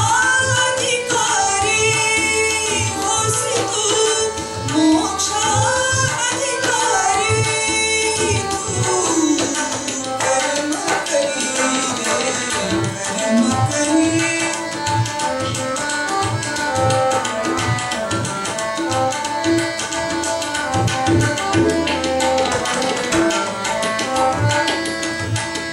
मनसी जर तू कर्म टाकिले मनसी जर तू कर्म टाकिले देहाचे देहत्व संपले देहाचे देहत्व संपले धर्म प्राप्त तव कर्म अर्जुना धर्म प्राप्त तव कर्म अर्जुना म्हणून सतत करी कर्म तू म्हणून सतत करी तू कर्म करी रे कर्म करी तू कर्म करी रे कर्म करी तू संशय करूहा छेदूनि पुरता संशय करूहा छेदूनि पुरता दृढता हृदय धरी तू दृढता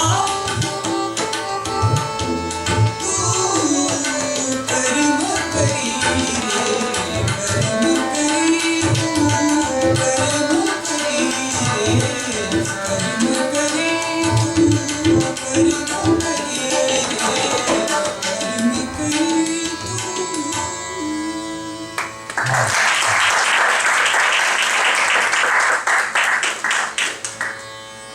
कर्म करायला सांगितल्यानंतर आपल्याला असं वाटतं की आपण ते करतोच आहोत, त्यात काय विशेष आहे.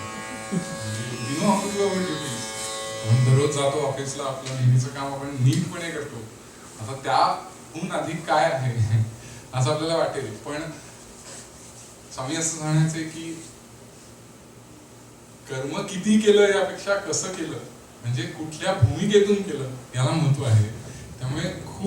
केलं तर त्याला कर्मवीर म्हणता येईल. चांगलं उत्कृष्टच कर्म, पण खूप केलं तर त्याला कर्मवीर म्हणतात, पण कर्मयोगी नाही म्हणतात.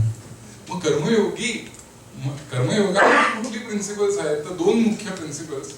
एक म्हणजे कर्तृत्वाचा अहम नसणं आणि भोक्तृत्वाची आसक्ती नसणं. कर्तृत्वाचा अहम म्हणजे मी केलं, हा त्यामागे अहम नसणं. त्याला असं वाटतं की मीच केलं ना, मग त्यात काय, पण मी केलं ह्यासाठी म्हणून काय काय गोष्टी बरोबर आल्या की ज्यामुळे टर्न इनटू सक्सेस. प्राप्त परिस्थिती, आपल्याला दिलेली शक्ती बुद्धी कोणी दिली? देवाने दिलेली. म्हणजे ती थोडीच घेऊन आलेलो, म्हणजे आपण घेऊन आलेलो पण आई वडिलांनी दिलं ना.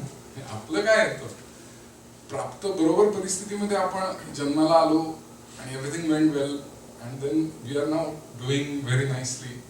It's not just because of us. आपण तर नीट करायलाच पाहिजे, पण there are many other things which are playing role. तर हे जे भगवानांना सांगायचं आहे की कर्तृत्वाचा अहम नसणं, आणि दुसरं म्हणजे भोक्तृत्वाची आसक्ती नसणं, की म्हणजे उपभोगात्मक वृत्तींनी कर्म करत असताना तुझं मन वेढलं जाऊ नये असं. आता आपल्याला एकदा जर का बरोबर त्याचा अर्थ बघितला तर असं वाटतं की अरे मग काय कर्म डिरेक्शनलेस असलं पाहिजे की काय, म्हणजे कर्म तर करायचं पण त्याचं फळ काय असलं पाहिजे याकडे लक्षच नसलं पाहिजे, सो इट विल बी डिरेक्शनलेस. त्यावेळेला आपल्याला एवढं जर का आपण बघितलं की भगवान श्रीकृष्ण असं कधीतरी अव्यवहारी असं काही सांगतील का? म्हणजे महाभारतामध्ये एक प्रसंग असा आहे की भीष्म जोपर्यंत लढतील रणांगणावरती तोपर्यंत मी लढणार नाही असं कर्ण सांगतो.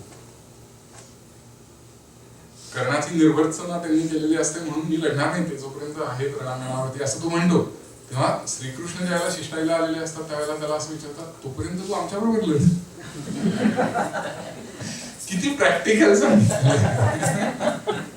आणि असा माणूस कसं सांगेल की तुम्ही कर्म करायचं, but you should not keep in mind की what is the objective of that particular task that you are doing. It is completely meaningless ना, असं ते सांगणारच नाही. मग काय बरं त्याच्यामध्ये आहे मेनली की ज्याने कर्मयोग पण होईल. इथे कर्म कसं आचरावं, कुठलं ऑब्जेक्टिव्ह त्याचं असलं पाहिजे, त्या कर्माचं फल काय मिळेल हे कर्म करण्याच्या पूर्वी सगळं आपल्याला साधारण आराखडा असतो मॅप की असं असं होणार आहे म्हणून. पण प्रत्यक्ष कर्म करत असताना आपण ह्या कर्मातून मला काय काय प्राप्त होईल, मग त्यातून मी काय करू वगैरे असं करणं, ह्याला भगवंतांचा आक्षेप आहे. बाकी असं त्याच्यात काही वावगं किंवा त्याज्य असं काही सांगितलेलं नाही. पण ह्याला सुद्धा का बरं सांगितलेलं आहे, कारण त्याच्यानंतर आपली सारखी वृत्ती तशी उपभोगात्मक होऊ नये म्हणून. कर्म केल्यानंतर रजोगुण शांत झाला पाहिजे आणि चित्त मोकळं राहिलं पाहिजे ईश्वर प्राप्तीच्या अनुसंधानासाठी. पण तसं न होता वखवलेलं ते जर का राहिलं तर मग हे अजून नाही मिळालं, मग त्याच्याने दुःख, मग मला खूपच कसं तरी वाटतंय, मग आता मी अजून काहीतरी करणार, मग आपण ह्याच्यापेक्षा मला जास्ती मिळायला पाहिजे. असं जेव्हा आपण सारखं कॅल्क्युलेटिव्ह करत राहू तेव्हा आपल्याला असं होईल की अरे चित्ताची माझी ठेवण अशी झालेली आहे की मला समाधानच नाही मिळते. समाधान मिळेल कसं, ज्यावेळेला आपण मोकळंच ठेवत नाही आहोत चित्त. ते मोकळं कधी बरं होईल, जेव्हा आपण आपल्या परीने उत्कृष्ट कर्म केल्यानंतर आता देवाची इच्छा, कारण त्याच्यामध्ये अननोन फॅक्टर्स आहेत आणि it's not something to be just accepted as something given in our scriptures. आपला नेहमीचा अनुभव आहे. तो काहीतरी काम करायला जातोय, सगळं बरोबर वेळेनिशी सगळं प्लॅन केलं आणि वाटेत गाडी पंक्चर झाली. आपण ही इमॅजिन केलं नव्हतं, त्याच्यामुळे पुढचा जो आहे सगळं ते कोलमडलं. मग there is an unknown factor ना. दैवमच्या एवात्र पंचमम असं म्हटलेलं आहे गीतेने. त्यामुळे तो जेव्हा आपण लक्षात घेऊ त्यावेळेला we will be prepared for the worst.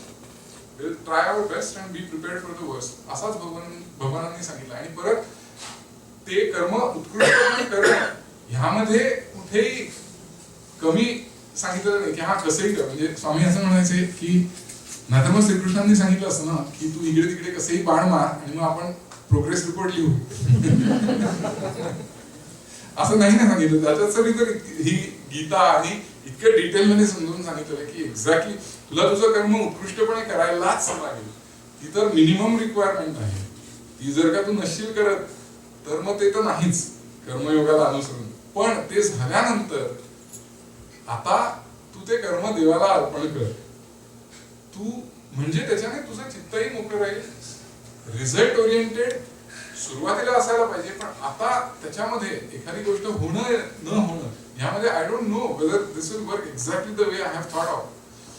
मग तसं जेव्हा आपण पहिल्यापासूनच ऍक्सेप्ट करू, त्यांनी असं म्हटलेलं आहे की सुख दुःख समीकृत्वा लाभालाभो जया जयो. इथे सुख दुःख लाभ हानी जय पराजय हे सगळे जे आहेत ते समीकृत्वा. अरे मग काय काय अर्थच नाही असं आपल्याला वाटतं. पण तसं हे कर्म करण्यापूर्वी माइंडसेट आपला कसा असला पाहिजे हे सांगत आहे. कर्म केल्यानंतर जर का ते आपल्या नुसार झालं नाही तर दुःख होणं स्वाभाविकच आहे. आणि ते जर का त्याला कोणी आक्षेप घेतला असेल तर आपल्याला ते आवडणार पण नाही. असं भगवंत घेतच नाही येत. कर्म सुरू करण्यापूर्वी तुझा माइंडसेट कसा असला पाहिजे की सुख दुःख जे काही त्यातून प्राप्त होतील त्याने मी माझी चित्ताची स्थिरता जी आहे ती ढळू देणार नाही.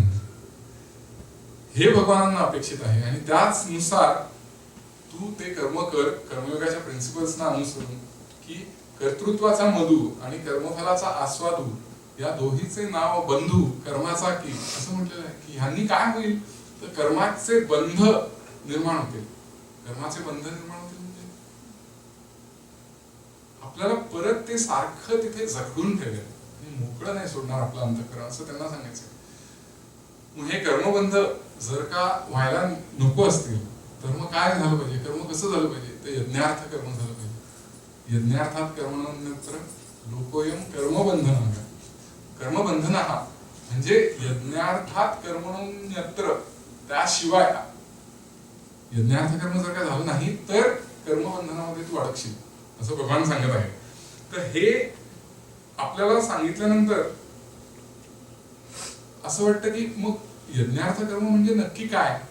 त्याचं जे डेफिनेशन आहे त्याला पण दोन ऍस्पेक्ट्स आहेत. एक म्हणजे यज्ञार्थ कर्म कुणाला म्हटलं पाहिजे. स्वामी असं म्हणतात की आपल्या वाट्याला आलेलं प्रत्येक काम हे देवाचं आहे ह्या भावनेने करणं. आपल्याला प्रत्येक काम नावडीचं असतं असं नाही. आवडीची देखील असतं. आपल्याला आवडतं सुद्धा काम करायला आपल्या नेहमीचं. आणि त्या कर्मावरती आपली प्रीती सुद्धा असते. म्हणजे इथेच कर्मे इशू भजावा असं त्या कर्मावरती जी आपली कर्म जे आपल्याला आवडतं करायला त्याने ईश्वराचं पूजन कसं होईल ही पुढची पायरी आहे. आणि त्यासाठी म्हणून ते कर्म करताना हे प्रत्येक वाट्याला आलेलं जे माझं कर्म आहे ते भगवंताने मला दिलेलं आहे आणि ते मी उत्कृष्टरित्याच करणार आहे या भावनेने ते करणं. आणि दुसरं भगवानांना मेनली यामध्ये हे सांगायचं आहे की उपासना कर्म ज्या वेळेला आपण करतो तेव्हा कामनिक उद्देश असता कामा नये.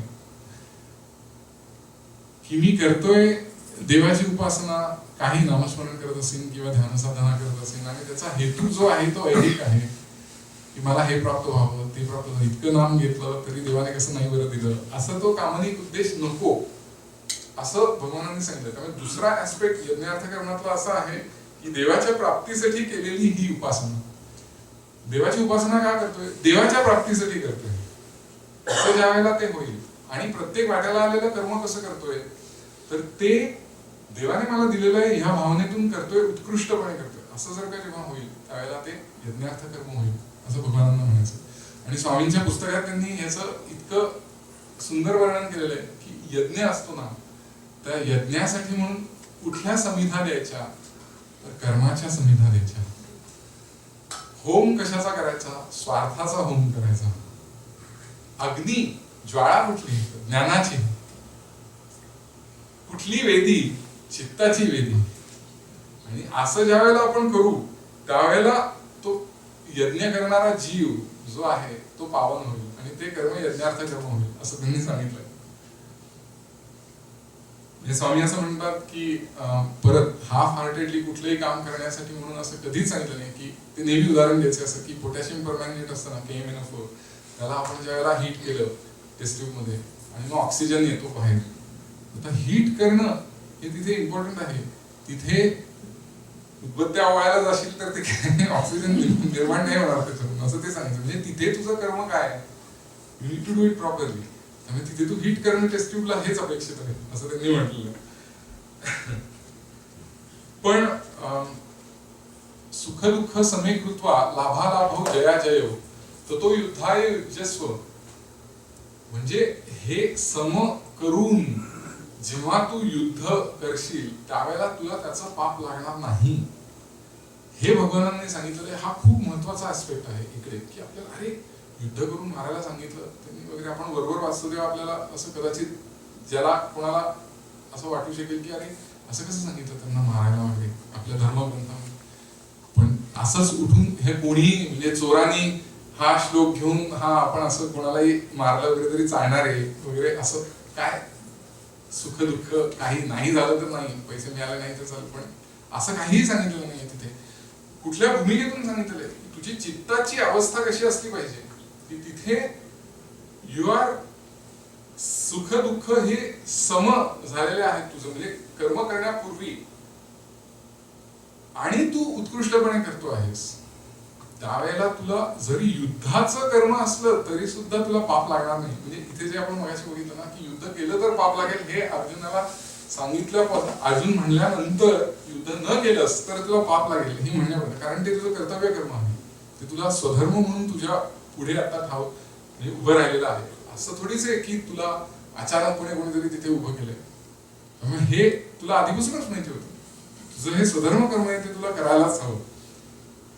आणि उपासनेच्या बाबतीमध्ये तर चित्ताचं स्थैर्य जे आहे ते किती महत्वाचं आहे हे आपल्याला माहिती आहे. नाहीतर उपासना नामस्मरणही नीट नाही होत, ध्यान नीट नाही होत. तर भावार्थ गीतेमध्ये असं स्वामी स्वरूपानंदांनी सांगितलेलं आहे की नढळे चित्ती जरी कुसळती सुख दुःखाच्या लाटा स्थिर स्वरूपी वृत्ती जाहली ते स्थैर्य नरश्रेष्ठा. स्थैर्य कशाला म्हणतात की चित्तामध्ये सुखदुःखाच्या लाटा उसळल्या तरी सुद्धा तो स्थिर आहे, स्थिर स्वरूपी. म्हणजे आपण ज्यावेळेला त्याचा प्रयत्न करतो ध्यानातून ध्यान साधनेतून की अरे स्वरूपी चित्त ज्यावेळेला स्थिर होईल त्यावेळेला एक कमालीची ताकद निर्माण होईल कुठलीही सिच्युएशन हँडल करायला. हे तू कर असं भगवानांना सांगायचं. जर का तू कर्म अर्धवट सोडलंस, म्हणजे हिने जे म्हटलं ना गाणं त्याच्यामध्ये तो एक श्लोक जो आहे की न कर्मणा मनारंभात नैष्कर्म्यम पुरुषोष्णुते. म्हणजे जर का तू कर्माचा आरंभच केला नाहीस तर तुला काही नैष्कर्म्य स्थिती प्राप्त नाही होणार. आणि जर का तू कर्म नीटपणे केला नाहीस तर तुला सिद्धी पण त्याच्या प्राप्त नाही होणार. तर हे नारायण दातारांनी इतकं सुंदर सांगितलेलं आहे त्यांच्या शब्दामध्ये की आरंभिले ना मुळी कर्मासी तरी न पावसी नैष्कर्म्यासी केवळ कर्मे सोडून देता सिद्धी मिळे न खरी. म्हणजे खरंच ज्यांना गीतेतलं संस्कृत अवघड वाटतं त्यांनी खरंच ह्या गीतांचा जर का अभ्यास केला ना, एक एक श्लोक इतक्या सोप्या शब्दांमध्ये आणि काव्य स्फुरण त्यांना जे झालेलं आहे. म्हणून स्वामीजींनी हे ज्या वेळेला ह्याची निवड केली त्यानंतर कितीतरी वर्ष ह्या गीतांवरती असे त्यांनी कार्यक्रम केले. म्हणजे सर्वप्रथम इथे कॅलिफोर्नियामध्ये झाला होता 2015ला मोठा असा नाटक पण त्यावर झालं होतं. खूप सुंदर असं नंतर त्यांनी प्रत्येक अध्याय वाईज असं ह्यावरती प्रवचन केलं स्वामीजींनी आणि त्यामध्ये ही गीतं देखील घेतली होती. तर त्यामुळे जर का तू कर्माचा आरंभच केला नाहीस तर मग नैष्कर्म्य स्थिती प्राप्त होईल असं म्हणणं हे बालिशपणाचं लक्षण आहे असं अर्जुनाला ते सांगतात. कर्माकडून पुढे मोक्षापर्यंत सुद्धा वाटचाल होईल, पण ती कशी ते आपण प्रथम अश्विनच्या गाण्यातून बघू आणि मग आपण शेवटाकडे वळणार आहोत. आ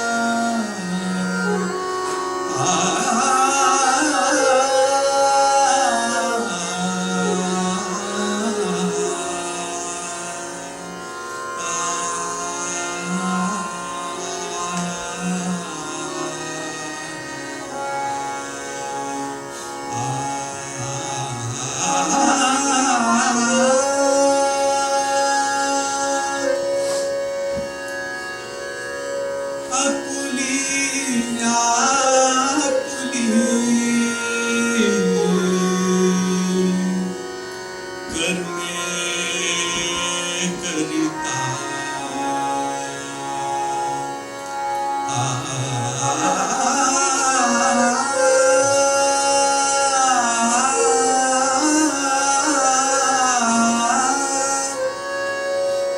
आपुले आपुले कर्मे करिता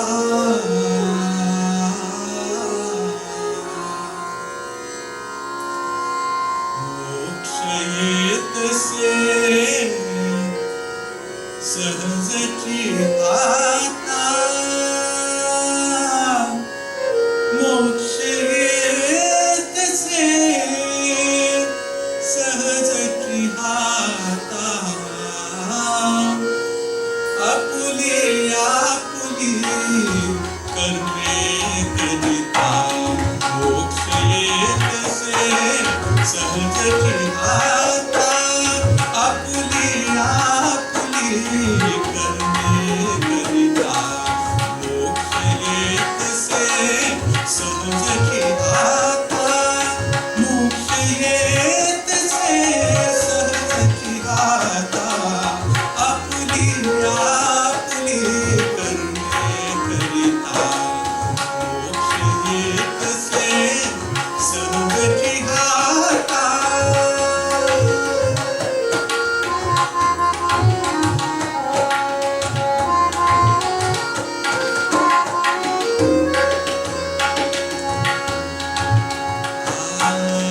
स्वभाव गुणते वेग वेगळे स्वभाव गुणते वेग वेगळे स्वभाव गुणते वेग वेगळे स्वभाव गुणते वेग वेगळे स्वभाव गुणते वेग वेगळे वर्ण चारते समरचिते स्वभाव गुणते वेग वेगळे वर्ण चारते समरचिते गुणभेदाने प्रत्येकाचे गुणभेदाने प्रत्येकाचे कर्म निराळे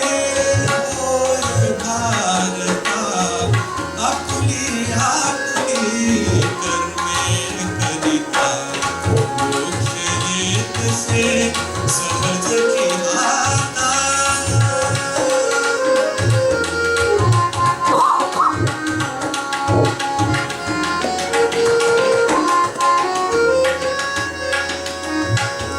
सर्वात्मक तो प्रभु परमेश्वर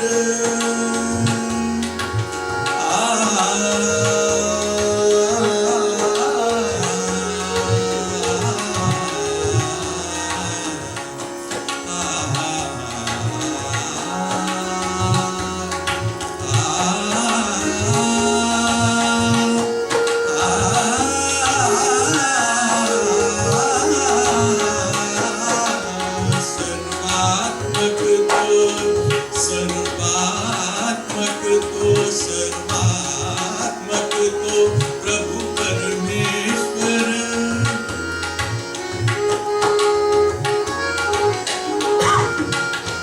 सर्वात्मक तो प्रभु परमेश्वर विश्वव्यापी जय चराचर विश्वव्यापी चराचर स्वकर्म कुसुमी त्यासी पूजिता स्वकर्म कुसुमी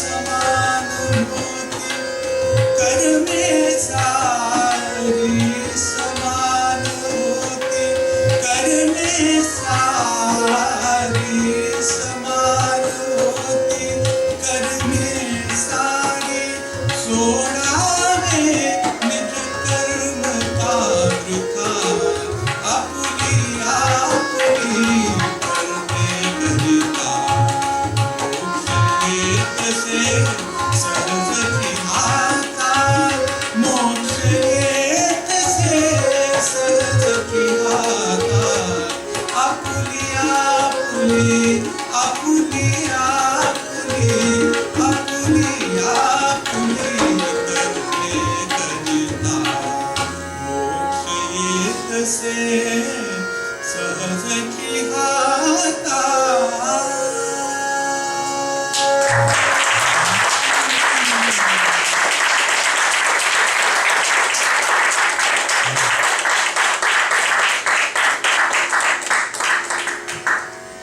स्वभाव गुण ते वेगवेगळे वर्ण चार ते यास्तव रचिले.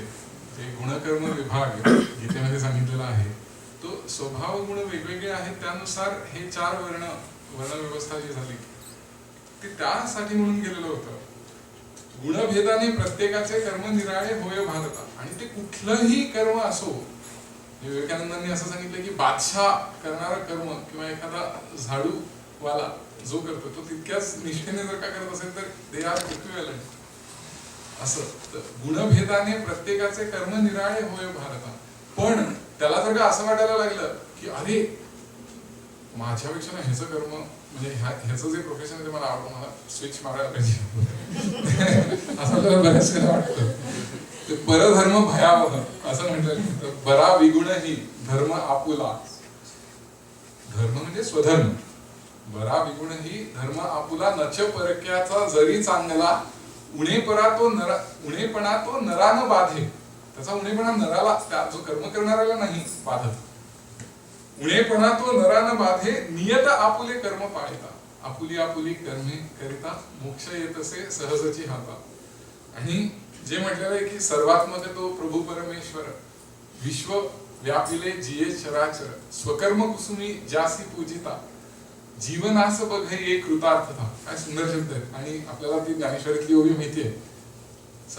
तया सर्वात्मका ईश्वरा स्वकर्म कुसुमांची वीरा पूजा केली होय अपारा तोषा लागे. ह्याच हे काव्यमय वर्णन नारायण दातारांनी केलेलं आहे. तर ही कर्मांद्वारे पूजा ईश्वराची करणं किंवा कर्मे ईशू भजावा ह्यासाठी म्हणून काय काय काय गोष्टी लागतात ह्या आपण बघितल्या. आता ह्याचं संतांच्या जीवनातून उदाहरणं फार सुंदर बघायला मिळतात. म्हणजे स्वामी माधवनाथ आणि सरलाताई ज्या वेळेला पूजा करायच्या ते दोघे जण ज्या वेळेला करत असे त्यावेळेला इतके तन्मय होऊन पूजा करत असतात. म्हणजे पूजा करण्याचं पण म्हणजे स्वामी असं काय म्हणायचे की नॉर्मल माणूस ज्या वेळेला पूजा करतो 8 वाजता जायचंय तर ते पूजा करता करता आला कसा नाही आला कसा नाही देव आला कसा नाही मिरवणी आला कसं नाही 8 वाजता जायचंय याकडे आपलं लक्ष असतं. आणि तिथे त्यांची पूजा किती व्यापक स्वरूप घेऊ शकते ह्याचं एक वर्णन स्वामीजींनीच आपल्या एका पुस्तकामध्ये म्हणजे सर्वांनी वाचलं असेल ते माझे स्वामी या पुस्तकामध्ये लिहिलेलं आहे. तर ते मला असं वाटलं स्वामींच्या शब्दामध्ये आपण पाहायला हवं.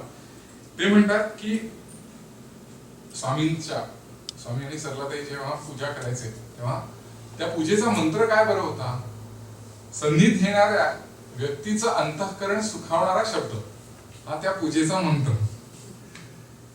विधी काय अवघाची संसार सुखाचा करीन आनंदे भरीन तिन्ही लोक हा विधी. निषेध कसला कुणालाही दुखावण्याचा निषेध. सोळ शुचितेचं स्नान ज्ञानाचं गंध मार्दवाचा फूल अंतःकरणाचं सुगंध गुणांचा. आणि पुढे ते असं म्हणतात की ज्ञानदेवांच्या शब्दात स्नेहाचं तेल बुद्धीची वात अविवेकाची काजळी काढून विवेकाची ज्योत लावून योग्यांची दिवाळी करून देणारा माधव ही पूजा करत होता स्वामी माधवनाथ. पुढचं वाक्य खूप महत्वाचं आहे. ते असं म्हणतात की या पूजेला नैवेद्य काय बरं देत. नैवेद्य आपण द्यायचं असतं ना. तर नैवेद्य ते काय बरं देत होते देवाला साधनेचा नैवेद्य. आणि प्रसाद कुठला येत होते तर समाधानाचा प्रसाद. म्हणजे नॉर्मल पूजा पण किती व्यापक स्वरूप धारण करू शकते हे स्वामींनी सांगितलं. त्यामुळे ही आपल्या कर्मांद्वारे ईश्वराची पूजा ती पूजा ईश्वरापर्यंत पोहोचली कशी हे आपल्याला कसं कळणार. स्वामी असं सांगायचे की ज्या वेळेला आपल्या आजूबाजूची लोक जी त्या कर्माशी संबंधित आहेत त्यांची अंतःकरणं सुखावली जातील की समजावं ती पूजा देवाला पोचली. इथे जे दोन मेन सांगितलेले आहेत की कर्तृत्वाचा अहम नसला पाहिजे आणि उपभोगाची कामना ठेवून कर्म करू नकोस हे सांगितलेलं आहे. त्याने सर्व कर्म देवाला अर्पण, तसे जर का ते फॅक्टर्स आपण धरले आणि त्यानुसार कर्म केलं तर ती आपण कर्म देवाला अर्पण करू शकतो. देवाने असं सांगितलेलं आहे भगवानांनी की यद करोशी यद अश्नासी यद जिहोसी ददासी यद तपस्यसी कौंतेय तत्कुरुष्व मदर्पण. जे जे काही करतोस ते मला अर्पण करता. अर्पण करण्यासाठी म्हणून आपण नीट तर करायला हवं. कसंही करून अर्पण केलं तर ते अर्पण सुद्धा होणार नाही आणि त्याने एक बोध सतत राहील की आपण आपलं कर्तव्य नीट नाही पार पाडलं. तर ते तसं नाहीच आहे अपेक्षा. आणि अहंकार नसला पाहिजे. आता इथे परत एक माधवनाथ स्वामींची एक गोष्ट आढळली की ते एका व्यक्तीला भेटायला गेले होते त्यांच्या घरी आणि ती व्यक्ती खूप चांगली होती, गुणवान होती.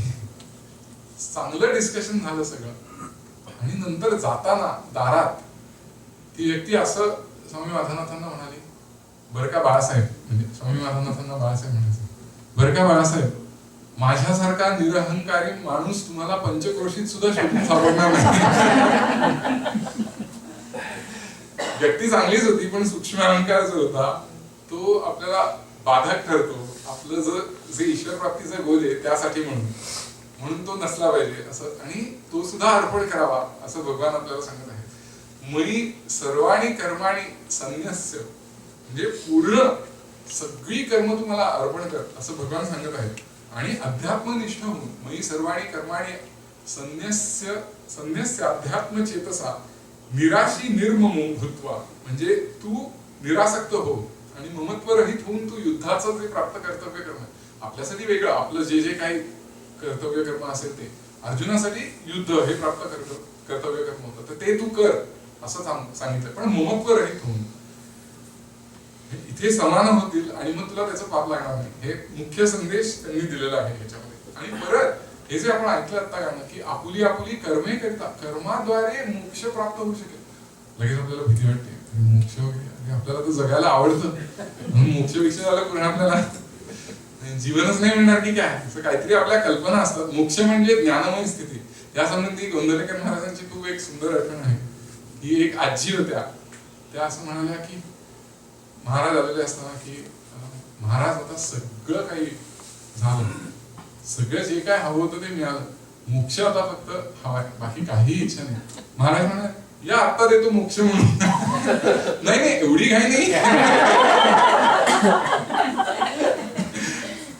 मोक्ष म्हणजे खरं ज्ञानमय स्थिती, आणि ती ज्ञानमय स्थिती आपल्या अंतःकरणाची होण्यासाठी म्हणून कर्म कशी करावी हा कर्मयोग आपल्याला भगवान ह्यामध्ये सांगत आहे.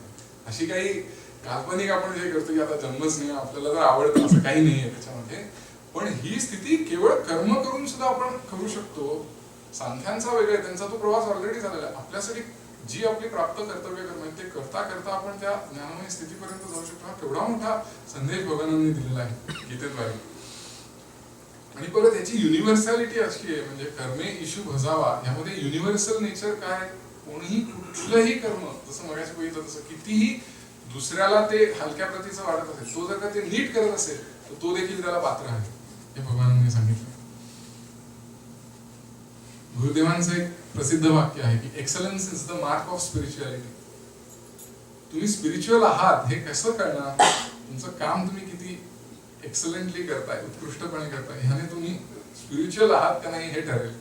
त्यामुळे आपण आपल्या प्रोफेशन्स मध्ये जी काही कर्तव्य आपली आहेत ती उत्कृष्ट बजावू. ती करता करता त्यामागची आपली भूमिका ही देवासाठी म्हणून केलेलं हे कर्म अशी आपण ठेवू. आणि उपासना कर्मांमध्ये सुद्धा कुठलाही कामनिक उद्देश न ठेवता मला तूच हवा आहेस, देवच हवा आहे म्हणून मी देवाचं करतोय असं ठेवलं तर मग ही मोक्षमय स्थिती जी आहे, ज्ञानमय स्थिती, ती आपल्याला प्राप्त होईल असं गीतेमध्ये सांगितलं आहे. आजच्या या बोलण्याचा शेवट स्वामी स्वरूपानंदांच्या संजीवनी गाथेमधल्या एका अभंगाने करावा असं वाटलं. अभंग फार सुरेख आहे. एकूण आपण जो सगळा विषय बघितलेला आहे त्याची ही जिस्ट आहे. कर्तृत्वाचा मद सांडोनी समस्त करी यथोचित कर्मे सारी, कर्मफला ठाई न ठेवी आसक्ती, अलिप्तता चित्ती असो देही. घडे ते कर्म होता कृष्णार्पण, कर्माचे बंधन पुरे कोठे. स्वामी म्हणे कर्मे करोनी सकळ, संन्यासाचे फळ अनायासे. हरिओम. श्रीकृष्णार्पण. पुंडलीक वरदान हरी विठ्ठल, श्री ज्ञानदेव तुकाराम, पंढरीनाथ महाराज की जय. जगद्गुरु श्री ज्ञानेश्वर महाराज की जय. जगद्गुरु श्री तुकाराम महाराज की जय. परमहंस सद्गुरु स्वामी स्वरूपानंद महाराज की जय. परमहंस सद्गुरु स्वामी माधवनाथ महाराज की जय. परमहंस सद्गुरु स्वामी माधवानंद महाराज की जय. सर्व संतन की जय. जय जय रघुवीर समर्थ. नमितो योगी थोर विरागी, तत्वज्ञानी संत, तो सत्कविवर परात्पर गुरु, ज्ञानदेव भगवंत. ओम.